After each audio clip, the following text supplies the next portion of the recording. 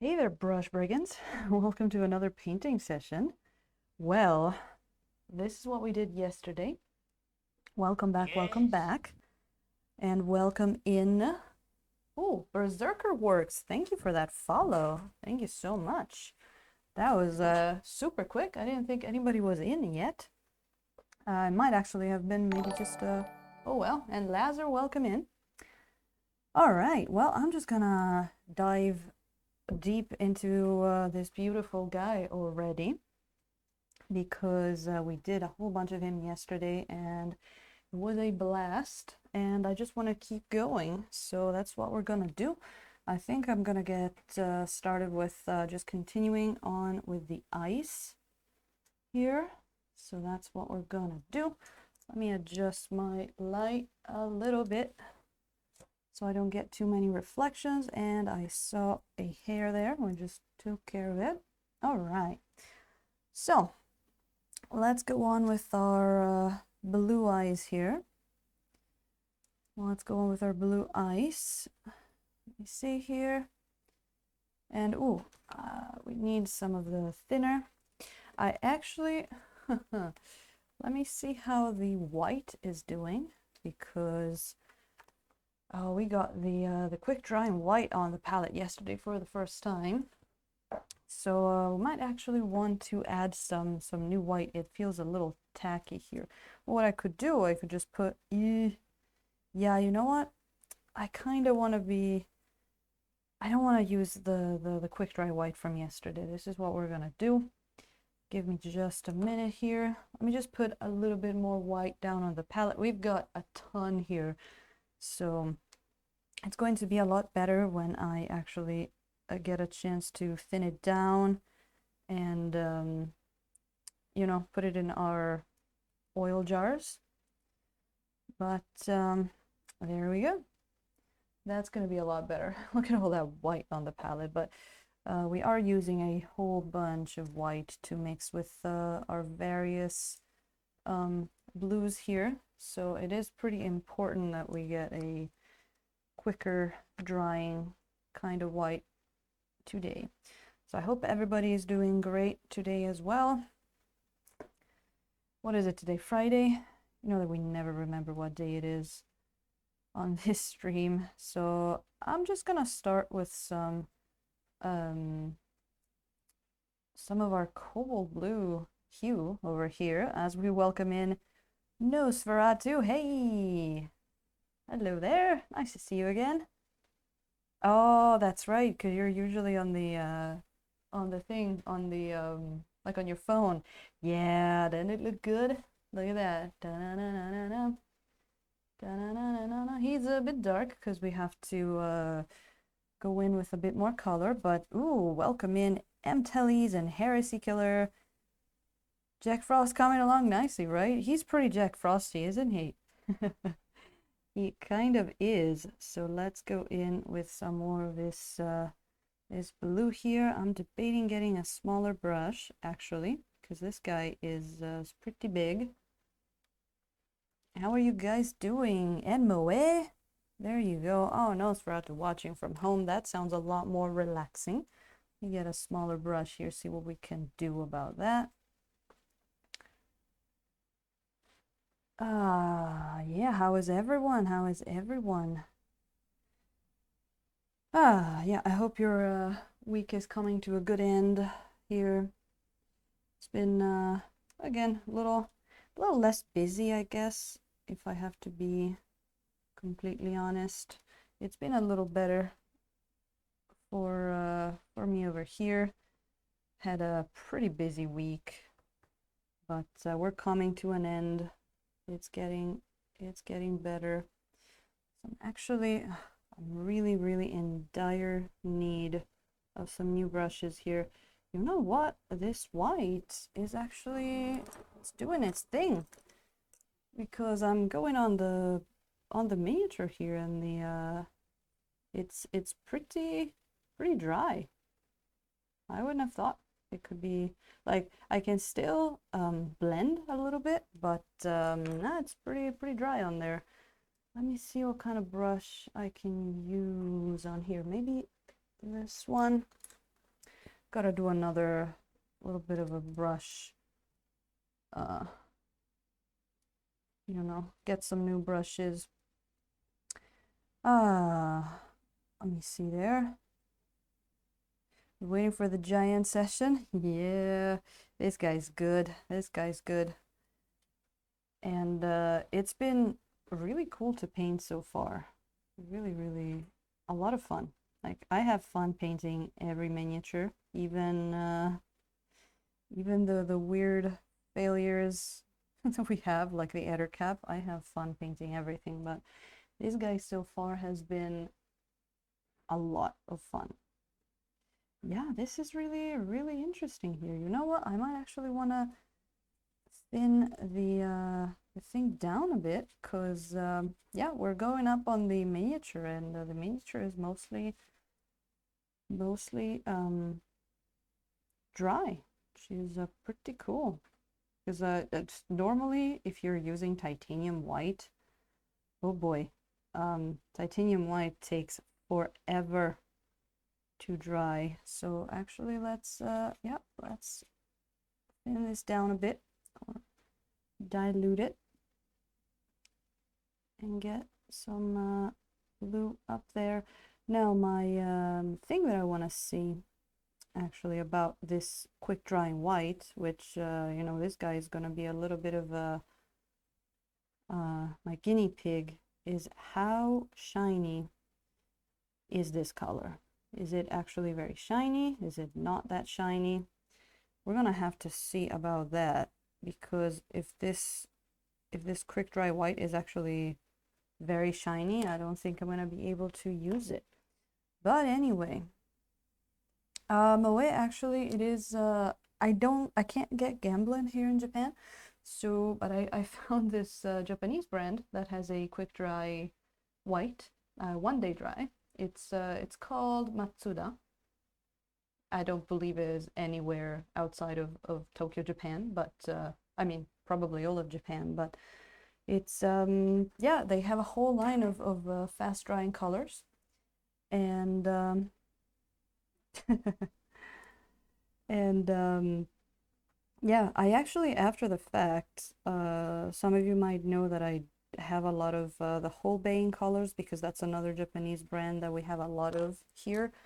I did find out that they apparently they do have a fast dry white as well, and I didn't know. So that's interesting, but I am also trying to just test some different colors other than the Holbeins, because it has come to my attention that they might be a little bit shinier than other colors. That's why I got the Winsor & Newton that I showed you yesterday, because I wanna compare them a little bit. I think next time I get to a shop that has the Winsor & Newton, I want to buy some colors that I already have, like the Terra Rosa, the Indigo, and stuff like that, to compare them even better. Just gonna go in here. Yep, look at that. So it's gonna be a lot of awkward turning of the miniature, awkward angles, because we're gonna have to look at him from a lot of different perspectives here. So bear with me. But so far the white it's not seeming too shiny. The parts that are from yesterday, yeah, we'll see, we'll see. Scrolls. Seems like the same properties. Yeah. Oh, look at that. We have a Raven cat. How are you doing? How are you doing over there? Down there, I guess I should say. I can't quite. Okay, there you go. Let me see. Where can we put that shiny? It's like I'm painting jewels, basically. Can put the white up here as well. There we go. Doing okay. Ooh, painted a raven. Nice. Waiting for the crack. Ooh. Oh, that sounds really cool. A little bit rainy. Ooh, it's been It's been overcasty here, but not rainy. It's been actually a little warmer than usual. It's are you busy too with with the end of the year stuff? It's been a little bit of a lot of shenanigans around here. There we go. Oh, these blues look really cool. So I'm really curious to see how that's gonna look in the end. Oh, that's nice. Is it something this weekend? I keep forgetting to look at the calendar. Or is it just you?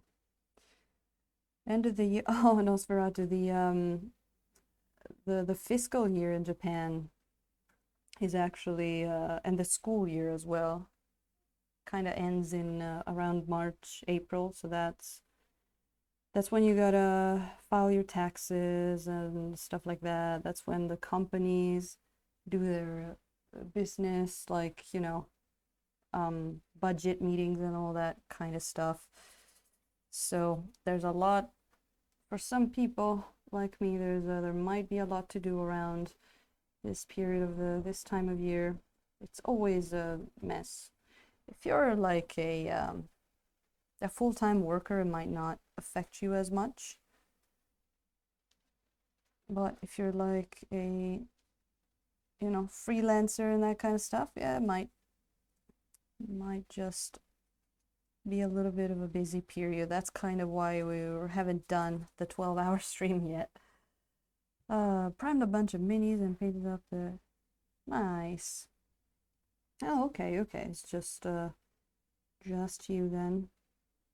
I wouldn't be surprised, like, it's not the first time that I forget about a national holiday. Then I go out and I'm like, wow, why is everybody out today? Oops. Didn't see that coming. So we're just gonna, what we're doing right now is just, I'm getting some of our white and I'm mixing it in with a few of our blues. Mainly right now I'm using cobalt blue, but I just put a bit of the ultramarine on here as well. Not ultramarine, sorry. The Prussian blue, because I wanted to see how that worked. Oh, can we get a little bit over here maybe? So we're just gonna keep doing this until the contrast between the dark and light stuff looks nice. I think right now we need a bit more brightness, and let's go on with the Prussian blue a bit. It looks very similar. It's so weird. It looks pretty similar to the cobalt blue, and I'm really reconsidering the cobalt blue as a viable color here. I was all about the Prussian blue, but then I saw how shiny it gets when it's dry, and so I'm trying different things, you know. All right, let's see here. In October, really? Huh.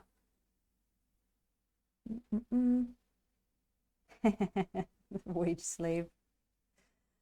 I thought we called, what did we call that? Office humans? I think that's what we call those.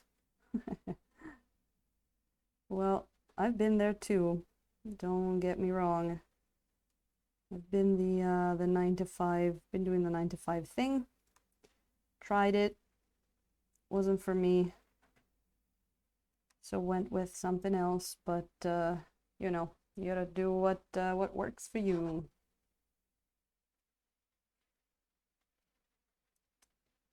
There we go, man. I love the way this thing mixes, blends. There's a holiday for the equinox. Yes. Oh, it's on Saturday. Beautiful. Well, you know, I mean, that counts for Japanese people, because otherwise I'd be working, right? Otherwise I'd be working.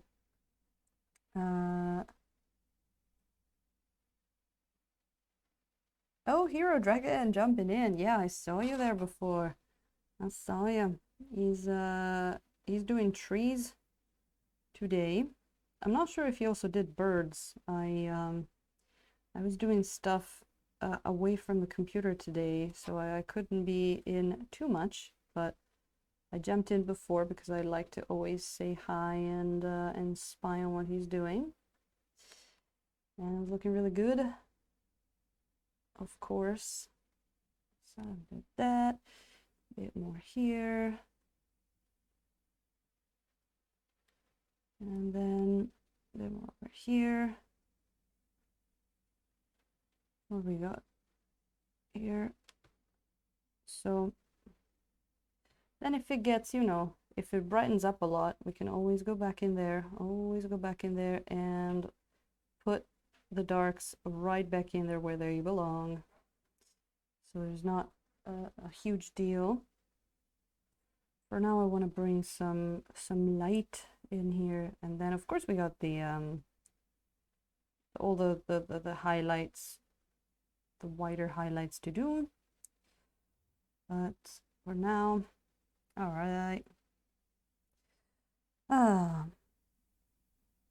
At least it's not in an office, isn't it? That's good. Prefer to not work at all.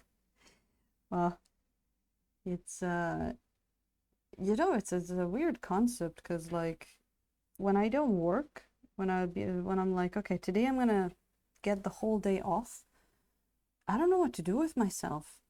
Do you ever have that? That you're like, oh, finally today I can just, I'm at home, I don't have to do anything, and then you're like, all right, what do I do?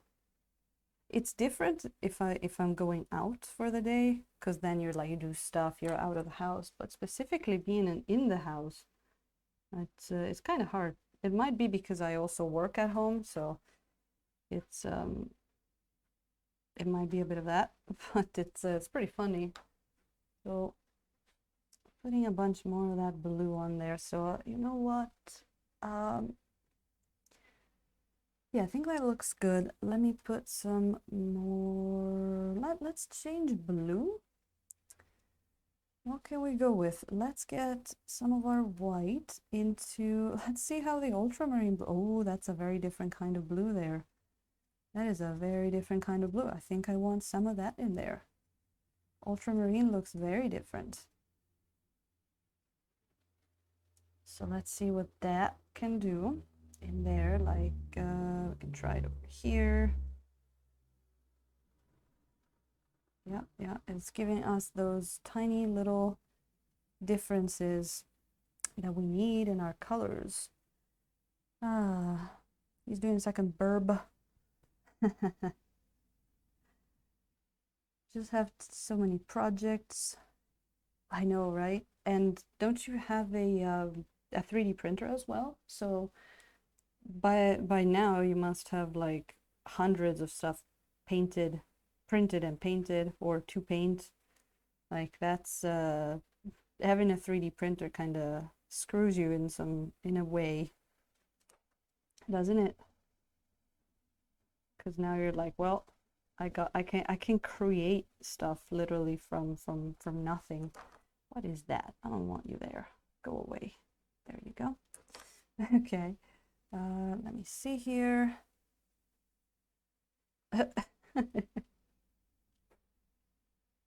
Nosferatu, am I making you feel a little bit self-conscious there? Should I stop? It's all good. We don't judge you in this stream. I have to say, like since I started streaming, it's the productivity has gone up a lot. Basically, that's like, come on. Sorry, I found a hair. I'm giving myself excuses to paint, and of course, like, you know, the stuff that not the commission stuff, but the stuff that it's like, oh, let's just paint just to do a painting project of some kind. That kind of stuff has gone up. There we go. Oh, Ravencat, that's recent. It's resin.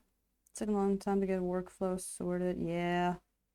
And it's like you can't just get the printer right. You have to sort of like, in a way, it's like getting a pet because you have to prepare the environment for it. You have to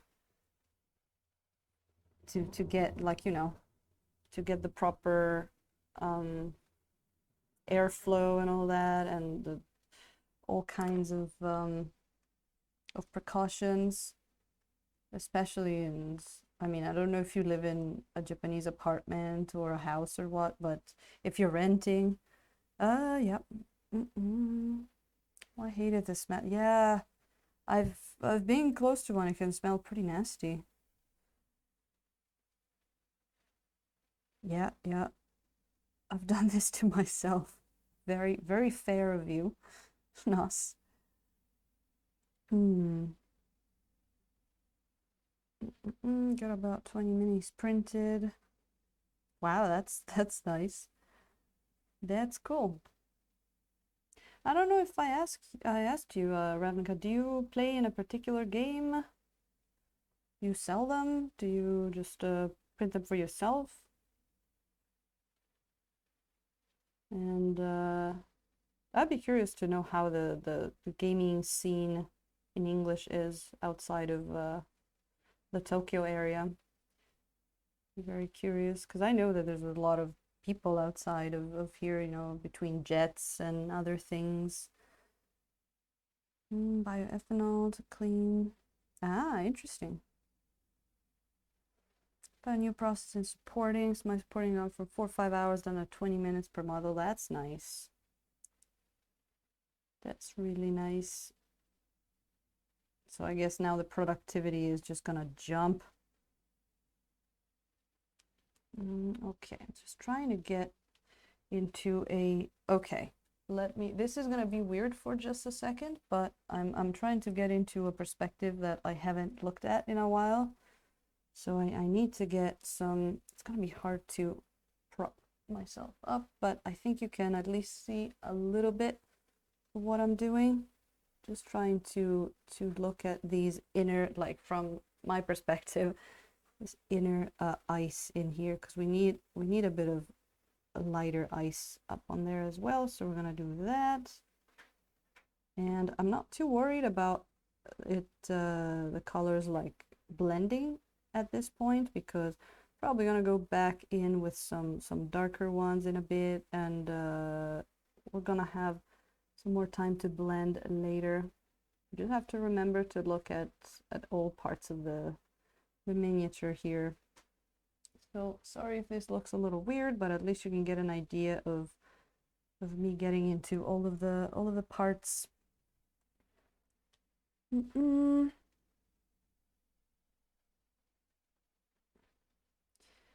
Osaka is big. There's a decent Warhammer group in Osaka, Kobe. Yeah, I don't play Warhammer either, but I know Japanese people love it.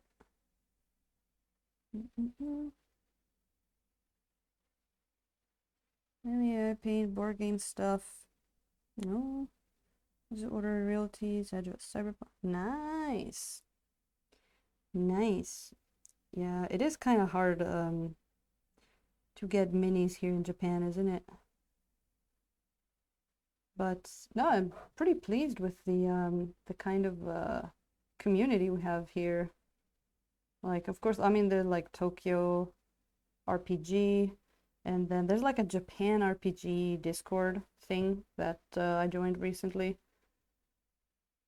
There's a lot of stuff. I would love, you know, maybe in a bit when it's okay to meet people again. I'd love to get into like D&D in Japanese and join a bunch of games. Get into the more the Japanese area of things. That would be a lot of fun.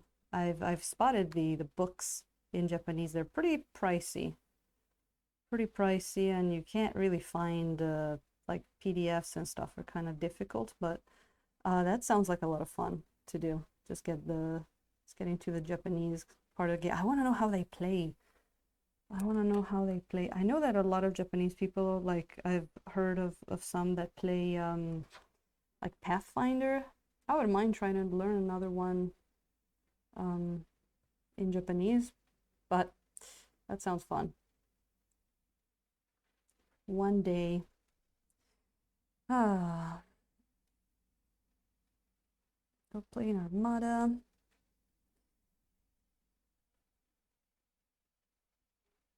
Oh, that sounds cool, Ravencat. Used to play a Vassal. A Star Wars game online at the moment. I know a girl here that like loves the Star Wars games. And if you've done online stuff, she might even have been in there because she still plays everything Star Wars.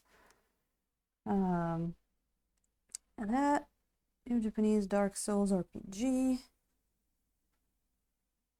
Nice, nice.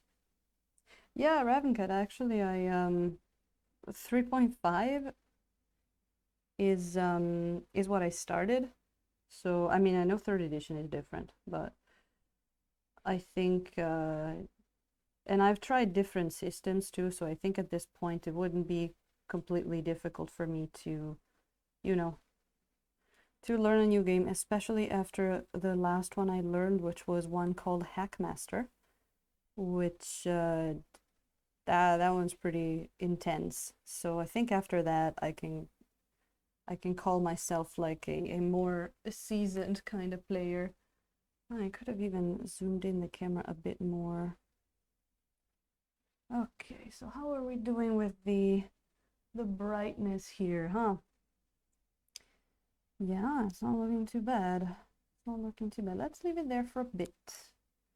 Just leave it there for a bit, and then we can go back. Let's get to the sword. Let's get to that sword.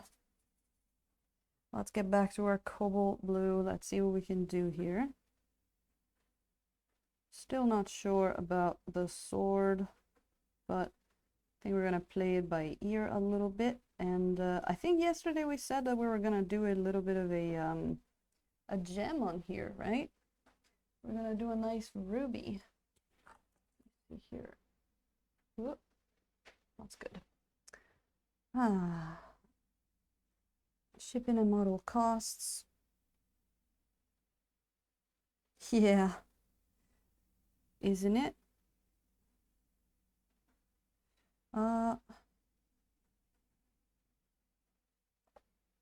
It's a pretty cool thing to be into.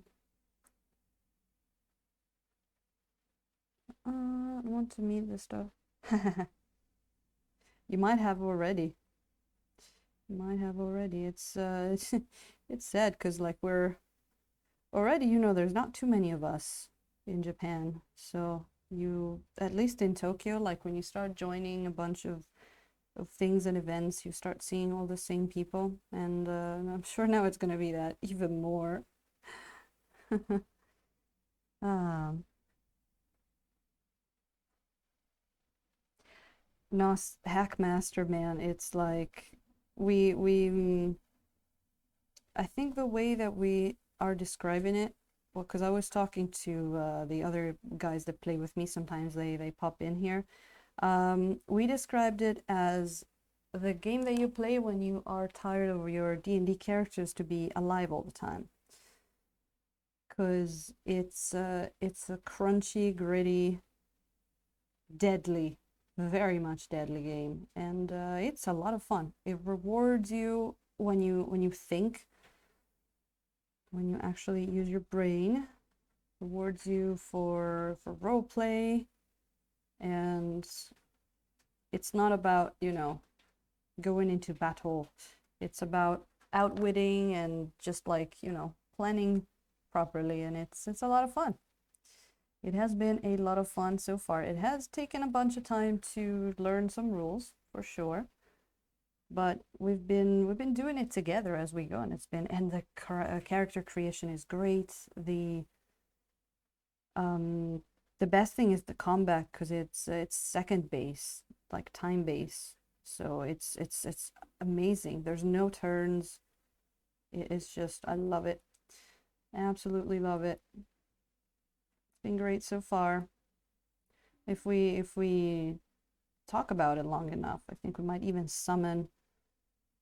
be able to summon some players that are gonna come because that's how it happens. Check out Morkborg. Really? Morkborg. I'm gonna have to write that down because I never heard of that. There are so many games. Nice. Kids on bikes. Yeah, sometimes Hackmaster has no resurrection. Ah, yeah, exactly. That's an important point, isn't it? Yeah, yeah. We've already lost a few characters there. They're just dead, gone. That is an important thing, isn't it? I haven't been playing D&D for too long. Huh.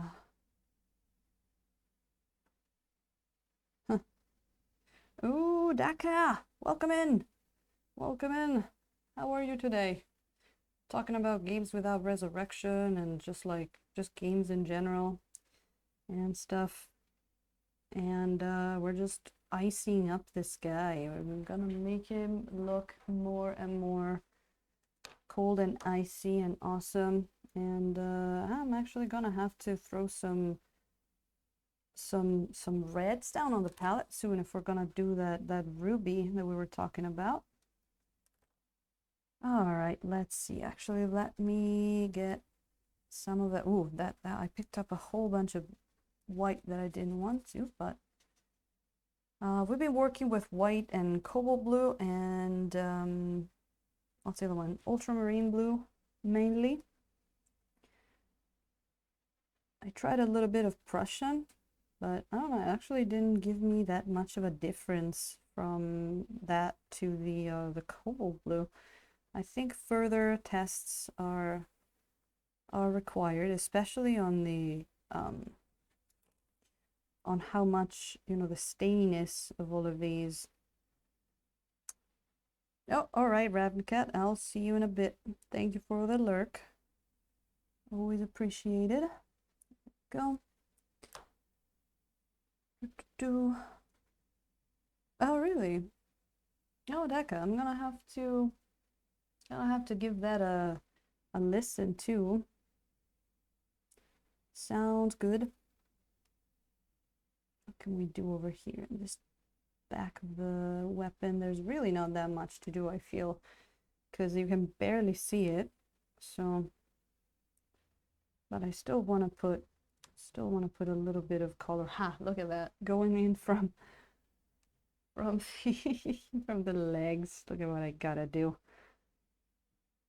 Look at what I gotta do to earn my bread. Sorry, don't mind me, but just stay still.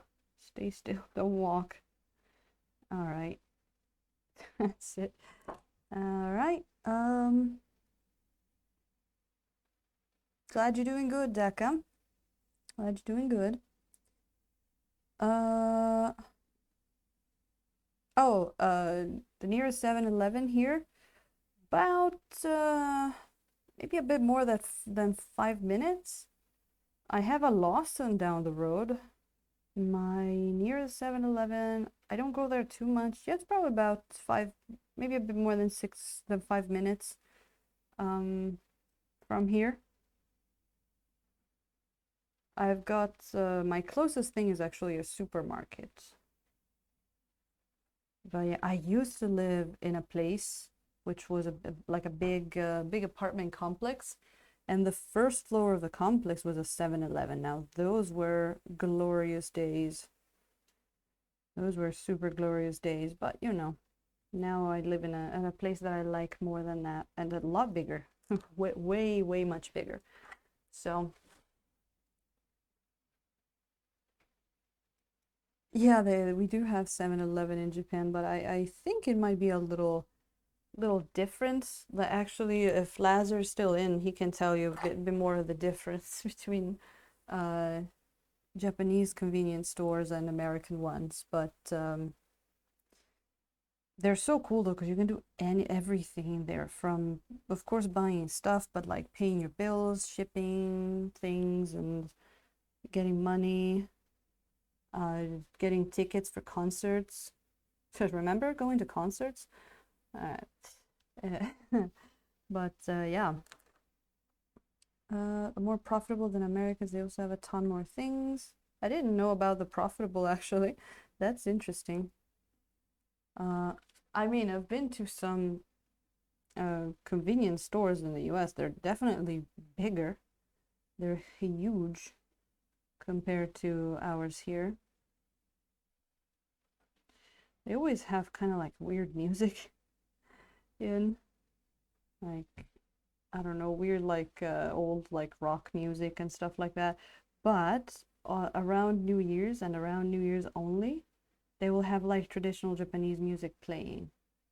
In like you'll have it in the convenience stores and the supermarkets, and it's great. You hear like these like you know, shamisen and other Japanese instruments, and it's so nice. I'm like, just do this all the time. Don't play like the, I don't know, the what was it, the Rocky music that they play sometimes. So stupid. Ravencat will know that too. Here we go. Just was getting a little bit more color here. I'm very like pleasantly surprised at how the quick dry white is actually a quick dry white. I was ready to get disappointed. Now it's gonna be like the big thing. It's gonna be seeing if it is like how shiny it is basically. Okay, let's do a little bit of skin tones, shall we? There's a special promotions for a bunch of pop culture. Yeah, we get a lot of like limited edition goods, or like, you know, only in 7-Eleven and stuff like that. Are these things blades of some kind? It might be actually. I'm gonna have to think about what to do with that. But in the meantime, let me see. Get a brush here. Start with this. And let's get a little bit of that skin tone. Let's let it shine. So let me see what we can do with the skin tone. We definitely need to bring it up a little bit. So let's do this. Let's get our indigo right here. A bit of, yeah, there you go. Indigo, some white. There we go. I just heard a weird noise, but I think it was outside. As we let another train pass. I don't think you guys can hear it, but we got trains passing here every once in a while. There are no 7-Elevens in Alaska. Do you guys have any, like, you know, 24-hour convenience stores? Oh boy, yes. Skin tones, skin tones. Let me see here. Let's start with up here. Oh, look at that. Beautiful.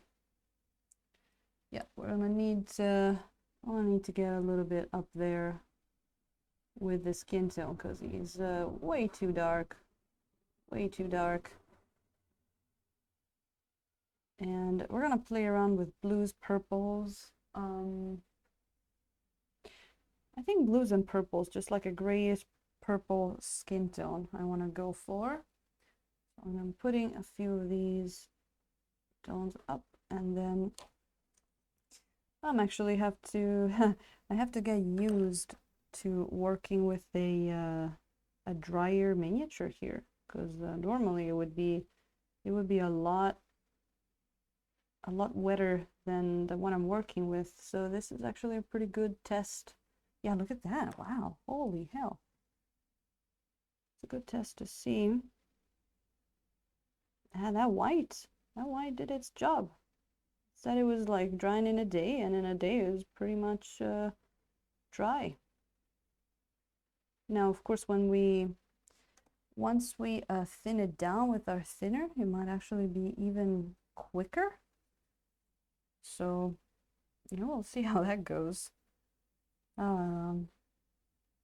Yeah, space is the final frontier. Yeah, exactly. There we go. Ah, look at that nose. Um, DACA, I know. Star Trek emotes. I have Star Trek alerts.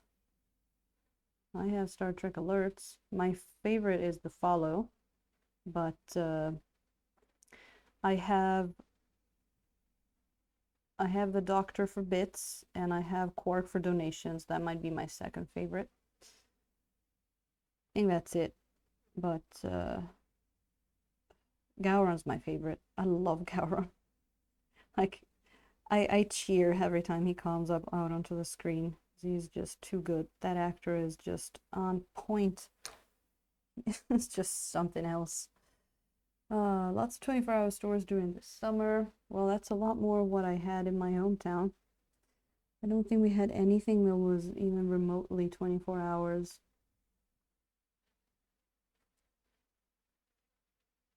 There we go. That's that's looking pretty good already. So how can we do that big head up there? Let me get this. See how this works. Mm -mm -mm. Yeah, I've never been to that part of the US either. Actually, the only places in the US I've visited are on the west coast. I know geography. I know geography. Okay. There we go. Look at that. It's not completely dry, which is pretty nice. Because it means that we can get a little bit of that blending going. Oh, look at that. The head was so dark, and now it's getting a lot better there. It's looking a lot better. Let me actually hold it in a better way for you to see. So let's go on with you know, this indigo with a bit of white in it. I'm actually really liking it. I'm liking it for now, and then we can always put some more colors back in.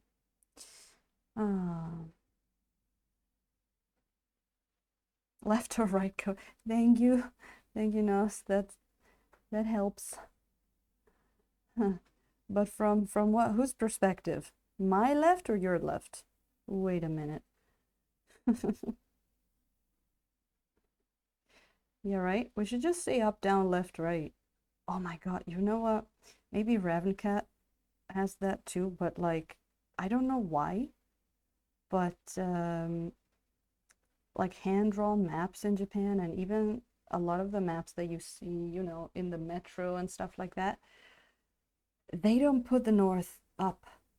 They just arbitrarily turn the map some weird way. So when I'm trying to go somewhere, I'll have like maybe I'll have my phone with the map app on, Google Maps or whatever, and I look at the map. I know. It's so weird. I look at the map and I'm like, you know, maybe you see you're near this station, so you see the station with the tracks going this way, and in my map they're looking like this, but in that map they look like that. And I'm like, what? And then I look at their you know, they have a little compass icon, and the north is like over there. And it's like, what? How? Why? Why do you arbitrarily turn the map? North goes up. What's wrong with you people? So, and you know, I'm not super good at orientating myself and all that. If I have a lot of experience traveling and stuff, so I can find my way. I have to really think about stuff. You know, I know for some people it's a bit more natural. Some people even don't need maps. They just look at a map and then they go there and they can do it. For me, you know, I have to take some time and actually really like try to picture like a mental image of where I am and all that. So if you do that to me, I'm just like, why? Why do you do that? What's going on in their brains that they can understand that, you know? The mysteries of Japan. there we go. I do not know. That, and they love just in their websites and all that, instead of posting a picture of something like a Google map, they'll just like draw a map, which looks very odd, and everybody makes different kinds of icons and stuff, so it's just like I do not know what that is. Wow, that's pretty dry there. That's so cool. That's a different definitely a different kind of experience I'm getting here. I'm actually thinking, like, could I mix the quick dry white with the titanium white that I have, the regular titanium white, to get something in between, like something that dries quicker than a regular titanium white, but not too quick? Could that be a thing? Definitely could do more research about that.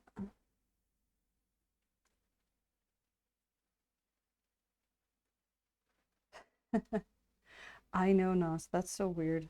I remember when I moved here, I didn't have a smartphone yet. So like literally I'm looking for the place where I need to go live or stuff like that, and all I have is just a map.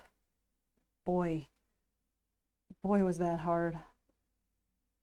I don't know how I did it. I mean, I didn't do it. I just remember a lot of getting lost. Let's put it like that. Just a whole bunch of getting lost and asking people. That's I used to go into a lot of those convenience stores. New research incoming. I know. Yeah, this is really cool. This is proving to be quite interesting because I can still, you know, with some, you can see what's happening here. If I use a certain amount of paint with a certain amount of thinner in it, it actually does still blend to a certain extent. So that's pretty cool. That is definitely pretty cool. I am enjoying this new experience here. But you know what, though? It's like, if I'm painting something that I don't really mind, like it can take a while to dry, I could actually just use the regular titanium white. But it does, like, if you use titanium white, like if you're planning to use a lot in your miniature, it does really take a long time. The one that took the most for me was this guy here, where I used two colors that both take a whole bunch of time to dry, which is white and cadmium red. Oh my god, it was weeks. I know that we were talking with Daka about drying times, and you had a whole bunch of cadmium red too on your mini, and it was taking forever to dry, and you were like, is it me, what's going on? And it's just like, no, it's just cadmium red. Then of course there's the whole, in that case you're also using that Sansador and like the whole other stuff that we're talking about, but there are some colors definitely that that take longer to dry. It is usually written on the tube.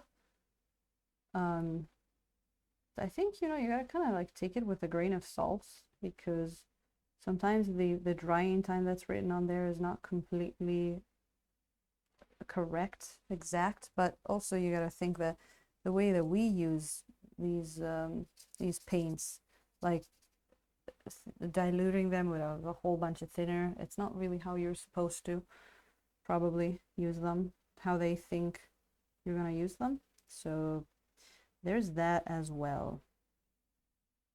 Oh, we gotta put some paint up on that chain as well. Trying to get these big miniatures are, I love painting them. They can get a little finicky sometimes to get into the shot I will eventually try and change maybe the perspective of the camera. Just winging it. Well, you know, that's how you learn, Daka.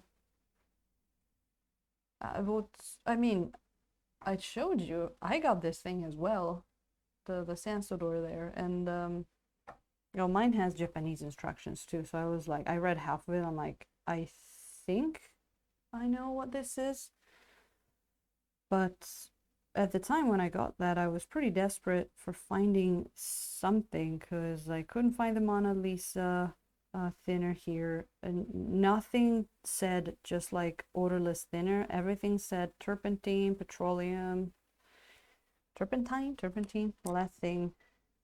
So I was like, oh, maybe Winsor and Newton will have something that I can use. So I got that, and I used it a little bit, but then I found other stuff. So I guess thankfully I stopped using it.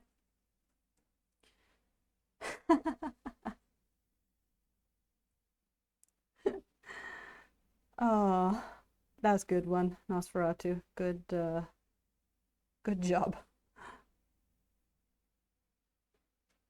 That would be really funny if it was true, though. Matte varnish as matte acrylic medium. Ooh. Oh, well, you know. Now you know. Now you know. Well, if you wanna feel less alone, I recently discovered that I what I was using in my laundry as a fabric softener was not fabric softener, and for like a couple of weeks, for some reason, my floors became very slippery. And I was like, what the hell is going on? Is that maybe the brand of stuff, of laundry stuff that we're getting? Because you know, the more we would walk on it, and the more slippery it would get. And then I finally found out that I was reading the box of the fabric softener wrong, and it was not fabric softener, it was actually detergent, soap. So I was using double soap basically in the laundry. That's why everything was making the floor slippery, because there was like too much soap in it. So you're not the only one, Tekka. I'm trying to bring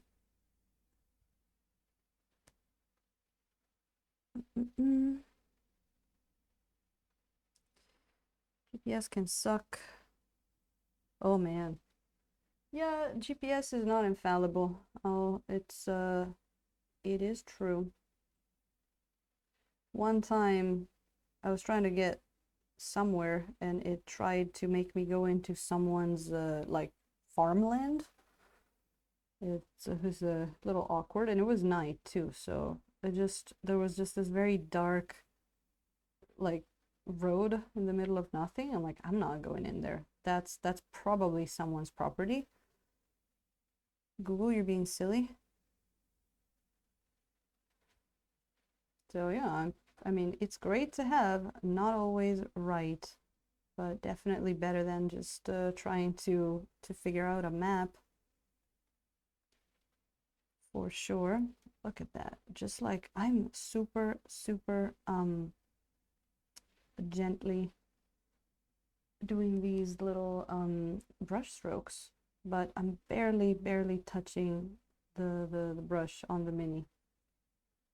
And since there's not a lot of paint on the brush, there's actually some of the brush are putting down paints, but some of the brush strokes are actually just blending what's there. So it's basically like a double action of like of brush and blending brush. It's feels pretty good, if I must tell you that. Feels pretty good. And then what's not completely blended, we can always go there and blend some more.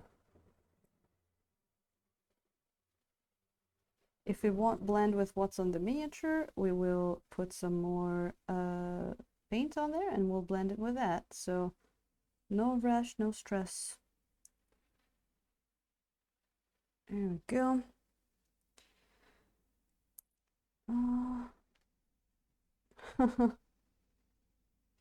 Yeah, Deca, that sounds cool. That sounds cool. That's an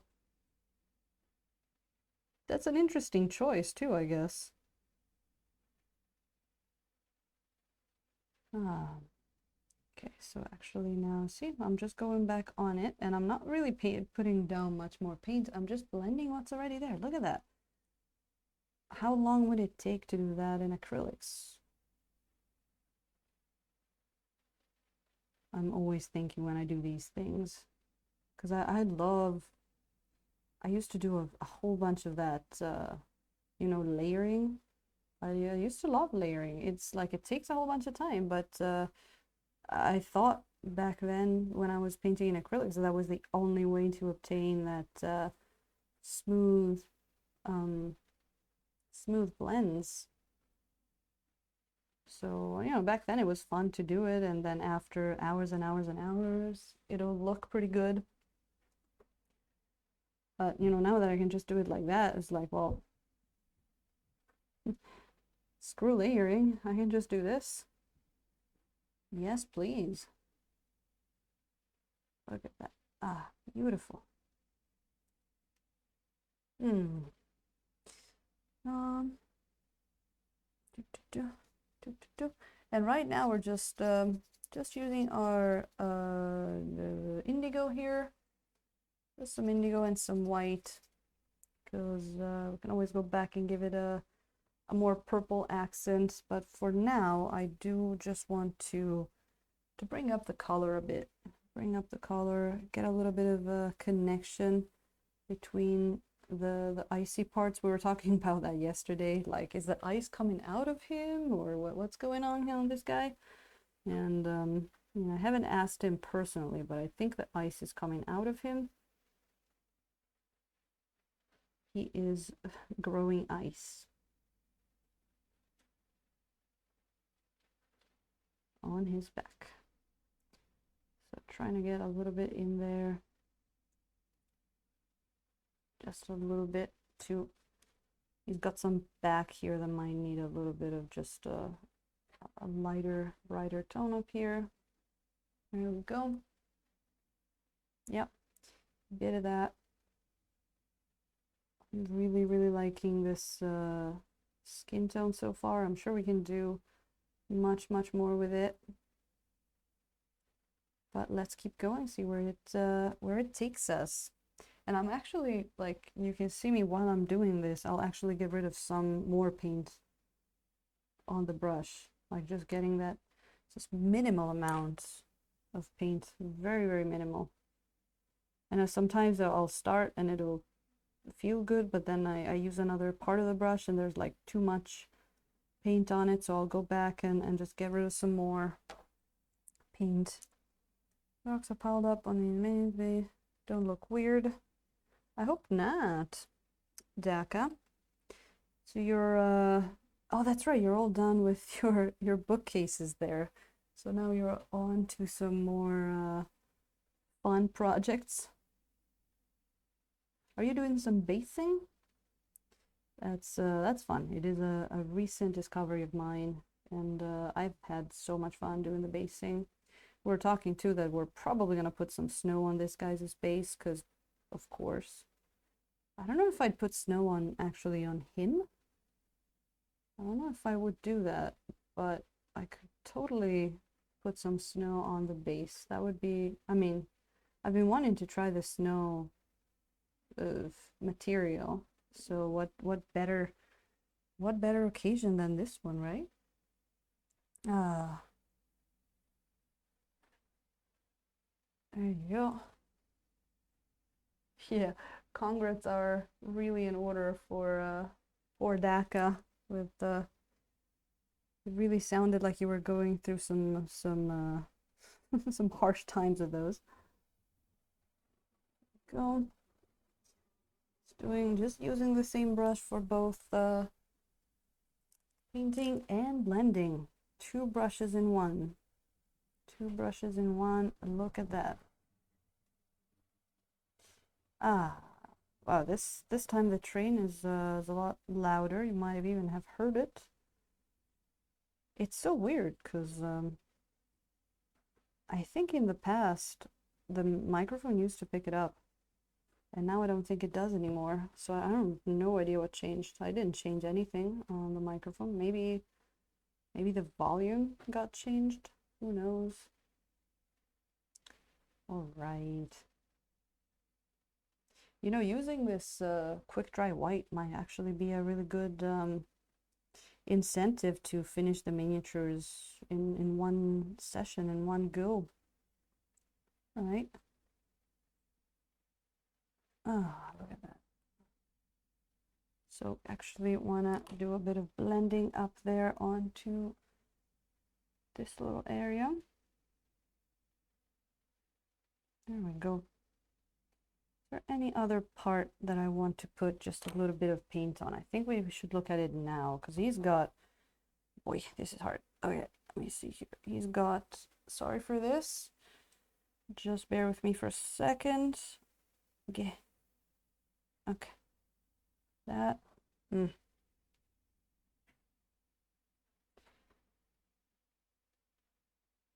It's definitely not the easiest part to get in there, but okay, and maybe a little bit here, just a little bit. That might do it.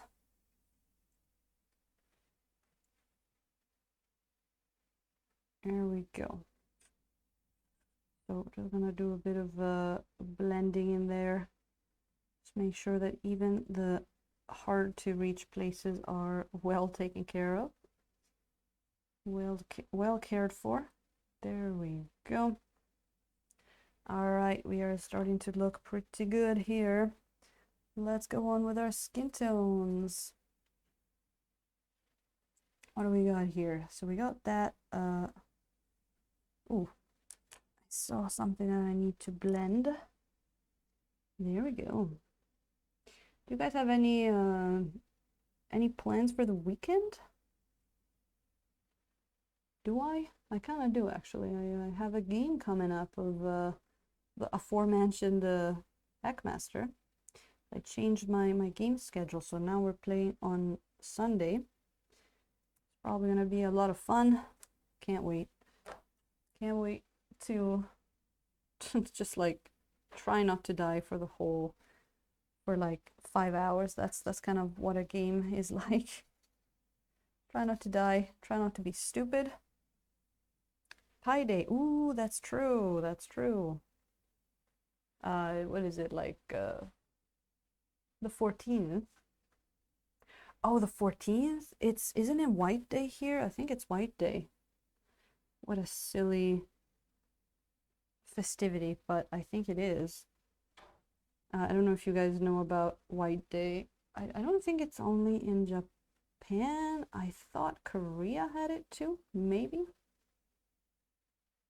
I want to say Korea had it, but my head there. Oh, when is Pi Day? Could confuse some people. Could confuse some people. I actually know someone that is very, very fond of Pi Day, so I'm gonna have to remember to tell her Happy Pi Day.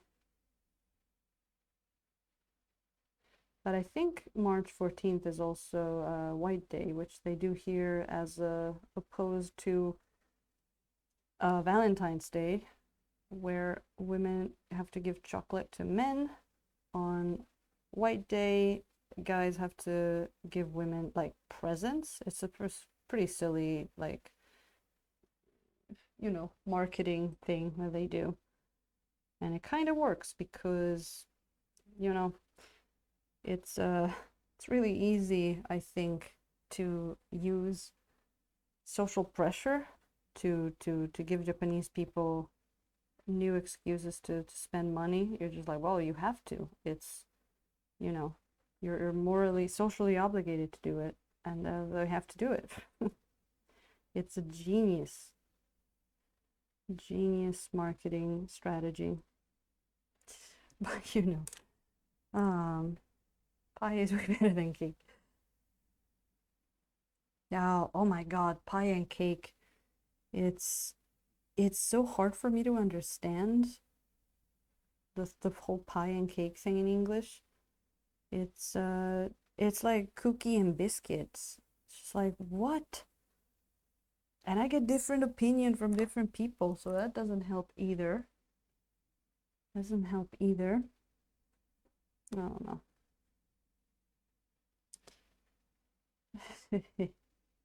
All right, let's see there. This looks pretty good. Just going around this guy with some more skin tones. Gotta put some in here. There we go. Nosferatu, I'm not sure. I have been told otherwise by some people. I'm not sure. So that's why I want, you know, I for me they kind of sound interchangeable, but biscuits.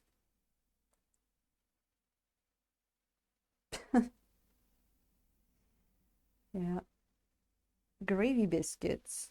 Sure. Ugh. Yeah, I don't know. Sometimes English is difficult that way. Okay, so he's got some skin in there that we need to highlight just a little bit. Mint season. Is it mint season now? I think in Japan they do, I think they love mint. When do they do it? In summer? There is a, no. There is a time where you see everywhere just mint chocolate everywhere. I think it's when it's warm, but I can't put my, when is it? It's gotta be somewhere when it's warm. It's just like, oh, it's just mint chocolate everywhere. And I'm not sure why. I gotta grow some more mint. I tried last year and it died. And it's like everywhere I read that mint is like a plant that it's impossible to kill. And I killed it, so I guess, I don't know. So much for that. Gotta try again. And it didn't only kill the mint. I think it got one of those like mint rust things that killed all of the other plants of the mint family that I had. So it killed my lemongrass. It killed even my shiso, which is, what is it called in perilla or something? It's still in the mint family and it still died just by being close to the mint. So probably gonna try again next year or this year and see how it goes. All right, let me lose my, I don't like what happened over here. Not like what happens over here, but I wanted to lose my shirt here because it's getting a little warm in the room. Oh, Girl Scout cookies. I think I actually tried those in last year when I went to the US. Uh,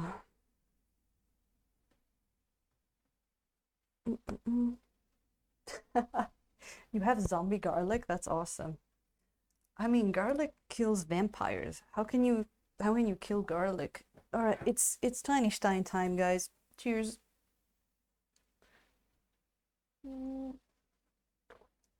Daka, it is really sad, but I'm going to try again. I haven't had too much luck with growing stuff last year in pots, so I'm going to try and plant some stuff. Not the mint, because that's gonna overtake the garden, but I was trying to grow a whole bunch of herbs, like, sage, rosemary, and that kind of stuff. It didn't do too well in the pots. The only thing that did well in the pots was the raspberries. But pots were kind of too tiny, so they didn't make a lot of raspberries, but they still did kind of good. Let me see in there.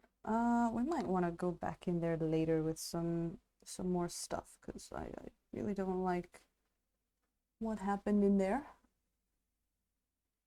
But yeah, I think we might want to bring back some darks. Unfortunately, it's kind of like hard to get into that area, but all right, let's finish up this skin up here. It is a big guy. It takes a while to go all around, but he's getting lighter and lighter by the minute, which is good.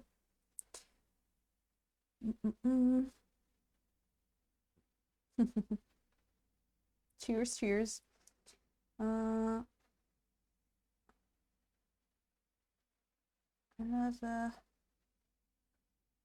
wow, I'm sorry. You know, it's gardening is a lot about that trial and error, I guess. And for me, last year was kind of about understanding what grows well and what doesn't in this particular area. But I do wanna actually plant some stuff in the ground this time. And oh boy, did I learn a lot of names of parasites and pests and stuff in Japanese as well. Because my stuff like my sage got attacked by everything under the sun. Crazy. Crazy, crazy. Ah, that is it really feels like I'm working with a miniature that has been dry for a long time. It's pretty cool. It was wet yesterday. Yeah, that's pretty nice. That is definitely like now I know if I want to be working with the miniature the day after, I might actually want to use some more of the titanium white, not, you know, the non-quick version. This is really, really interesting. By doing some of these tests, especially because when we're gonna paint the big Tarrasque, I want to have done some tests with my new paints before I use them on such a huge mini, right? So that's what we're gonna do. And we're gonna keep putting some paint up on here. There we go. And we're just gonna work our way down. We retouched the ice at the beginning of the stream. Now we're onto the skin. And so we're just gonna go through everything and systematically. There we go, look at that.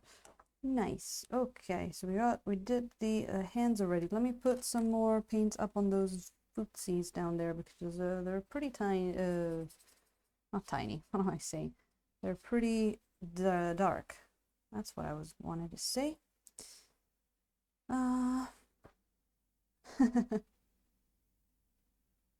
Really good potatoes and Brussels sprouts. Ooh, I love Brussels sprouts. The plants look weird, but I love Brussels sprouts. Bad tomatoes and peppers. Oh no, moose. Moose? Well, luckily we don't have many of those. I do have a weasel that loves to walk on my roof at night. I see it. It actually climbs onto the electricity lines. It's like an acrobat. It's crazy. But no wild animals like big ones, luckily, or even moles and stuff like that. At least now. Last year.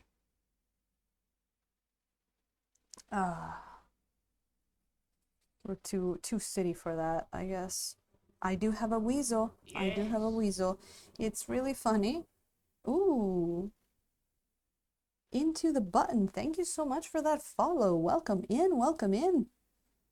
Talking about Star Trek before, there you go. Live on a farm. So we got more garden than we can deal with. Oh yeah, that's right. I remember the other day you were like feeding the pigs.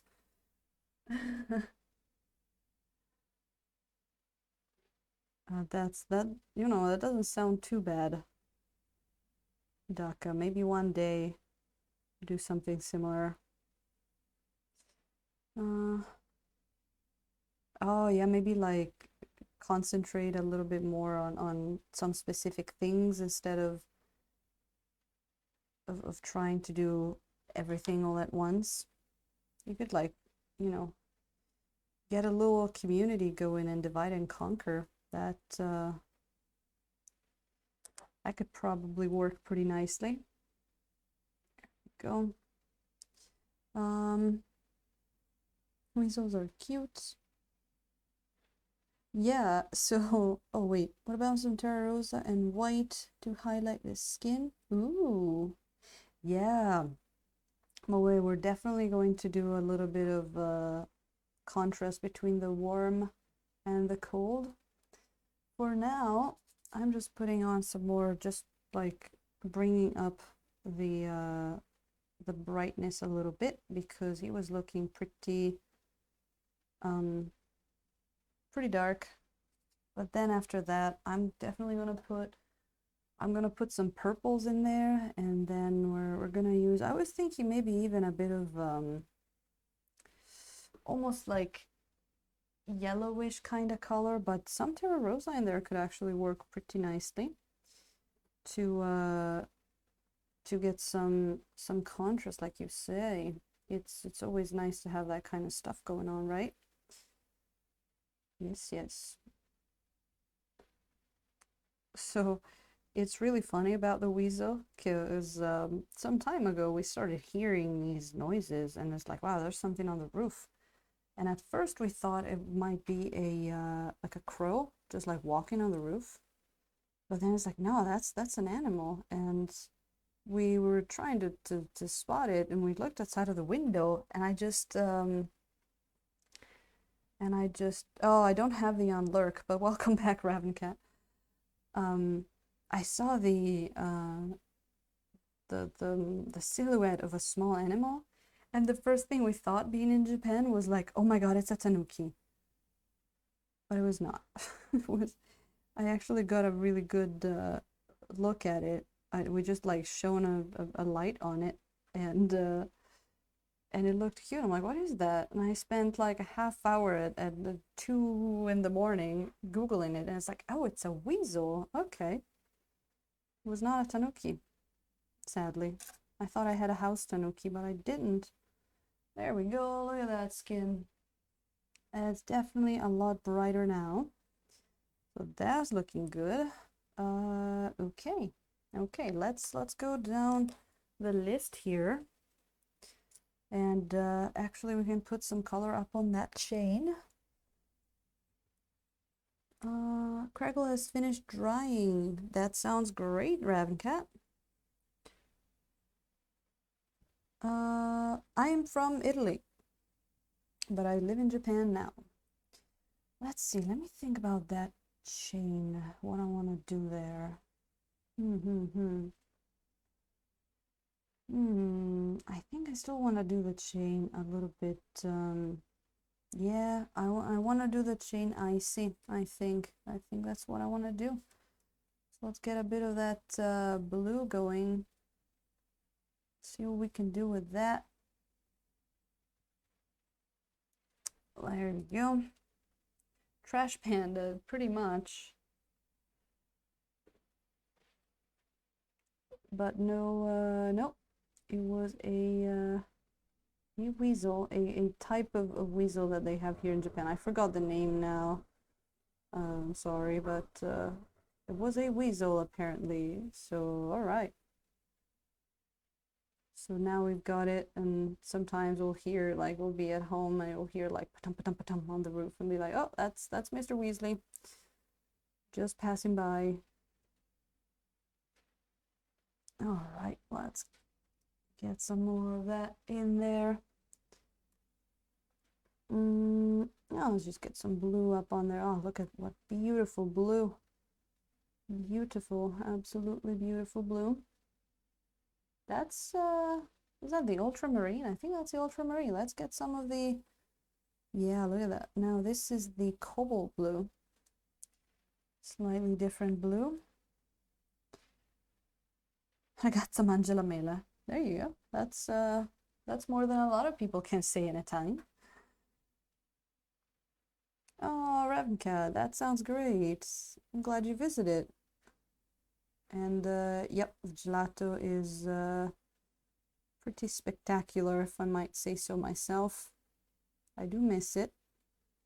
I do miss it, but I think one of the things I miss the most might be the bread and the cheese. More the cheese, because the bread I can actually make, but it's kind of hard to make cheese. Not impossible, but kind of hard to make cheese at home, you know? Butter maybe, but cheese is like, oof. And here, you know, you can find it, but you know the prices are not too friendly, too wallet friendly, the prices here for cheese. Okay, we got that, we got that. So what we're gonna do next, actually, is just gonna go down the list here and ooh, yes, let's work on some of that fur that he's got. No, actually, before we do that, let's work on some of that leather. I like that. I like that. I actually want to bust out a little bit of our browns here. Terra Rosa. We've got our what's his name? Yellow ochre, which is more of a yellow, of course, but I like using it in the browns. And I actually have to get a bit more burnt umber in there because for some reason my burnt umber dries really, really quickly.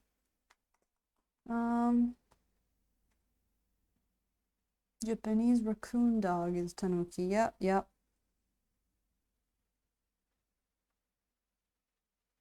Tell me they don't look like this. Yo, let me see if I can see that.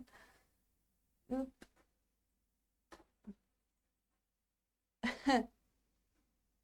I think that's a tanuki, right? I don't think I've ever seen one live, but ooh, look at that. Nice. Oh, I love the crackle. You 3D printed this one too, or is that something you bought? That's looking really nice. All right, let's get some of that burnt umber down there. Because it just dries really quickly for me. All right, nice. Yes. Ooh, GGG. Thank you so much for that follow. Welcome in. More people, more people. We need more people. Tiny Stein for you. Cheers. Welcome in. 3D printed. That's looking really nice. Do you use the GW paints? If I may ask. I know that, I mean, GW, they're pretty easy to find in Japan. And here, no, I don't, not you, yellow. Go away. We have a shop here that sells the Vallejo paints, but I don't know how the Kansai market is. I'm gonna be curious. Weller bourbon. Oh, Daka, you're always drinking the fancy stuff.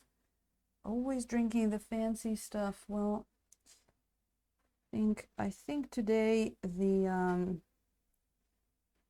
drink fairy's on vacation, so I'm just gonna have to join you with my Coke. But I'll be back. I'll be back. Oh, look at that. I'm getting some color in there. Yeah, I actually want to thin that down a bit. This one I did quite quickly. Oh, with contrast paints. How are the Tamiyas? Because I heard that someone else, I think, was using them and they weren't like the best thing. Was it the Tamiyas? I'm not sure. But that's looking really good. You know what? I think I want to get a bit more umber in there. Just want to get some color down.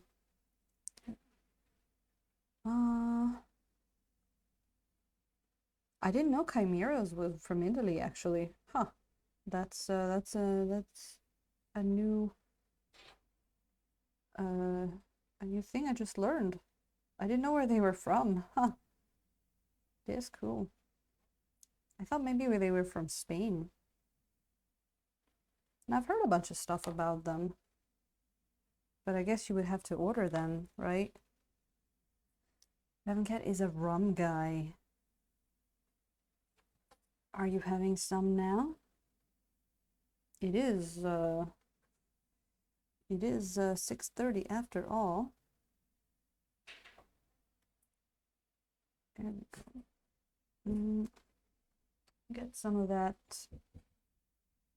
some of those, I guess, leathers in here. And he's got, yeah, he's got some more down there. Because this stuff is all kind of leathery. Yeah, yeah. Actually want even a bit of Van Dyke brown, even darker. Yes.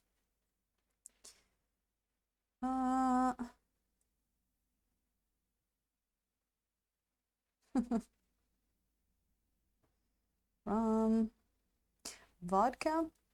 I don't know. Vodka, the straight vodka just tastes like alcohol, I guess. And I drank a lot of the flavored one when I was younger, so I'm not really too much on the vodka. I do love gin.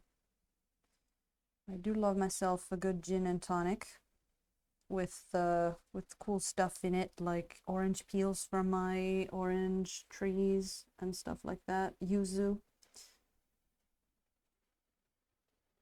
Appleton. Tellies. Yeah, I think you should grab a beer. Why don't you have a beer already? If the drink fairy has been good with you, you should definitely take advantage of that. Grab that beer. There we go. So putting some color in there. It's gonna be a lot of turning the miniature around a lot. I was just trying to make sure that it's somewhat in focus. There we go. So that's all kind of fur. Okay. So we're just gonna go, you know what, how about we just throw a bit of purple in there as well, because why not? Let's get like a reddish, or even, yes, the brown matter, because purple matter is actually in the skin. So yeah, I'm gonna think about that.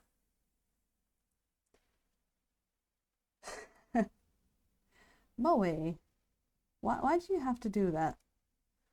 Do you have to twist the knife in the wound like that? Plus, now they ain't enjoying shit because they're all gone. I ate all of them. They're enjoying nothing. Stupid birds.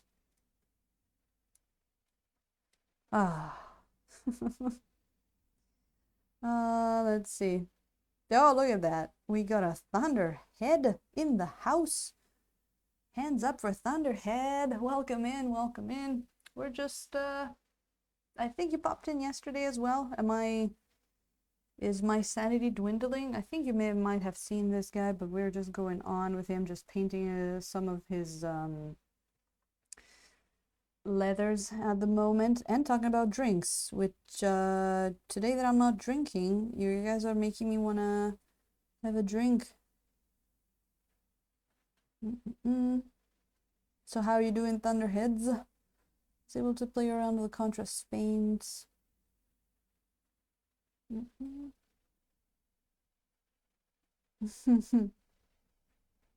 Gin martinis. Ooh, that sounds pretty fancy. I've been using them to do some speed painting. That's nice. I have actually two of the GW contrast paints. I was very interested in that paint line. Oh God, what is it? Was that scale 75 that did that Kickstarter for that like magic paint that's kind of like contrast paints. Is that it? Japan's called New Magic Cards. Oh, thank you, Thunderheads. Thank you for letting me know that. It's just, it's good to know. It's good to know. But I hope you're doing good there. Hope you're doing good. And oh, you were streaming today. Does that mean are you having a beer too? Are you guys all having drinks without me? Shame on you. I mean, I would do the same, and I have done the same. While some of you were having breakfast, I have been having beers multiple numbers of times, so I forgive you, I guess. Yeah. You take a better shot. Don't usually drink on this shift. Oh well, there's always a first time, right? It's, I mean, here too, it is almost Sakura season, which means people should be drinking a lot. Oof, oof. I just picked up a little bit of that cadmium yellow, and it just went all over the place. Oh, look at that though. Just mixing a little bit of yellow, give it really, really cool color there. I really like that. Man, I like that a lot. Why did I use it only there? Look at that. A sexy color. It's looking really good. Ah, maybe I want to put a little bit on here too. Ah. You're doing it in the morning. Or the real morning.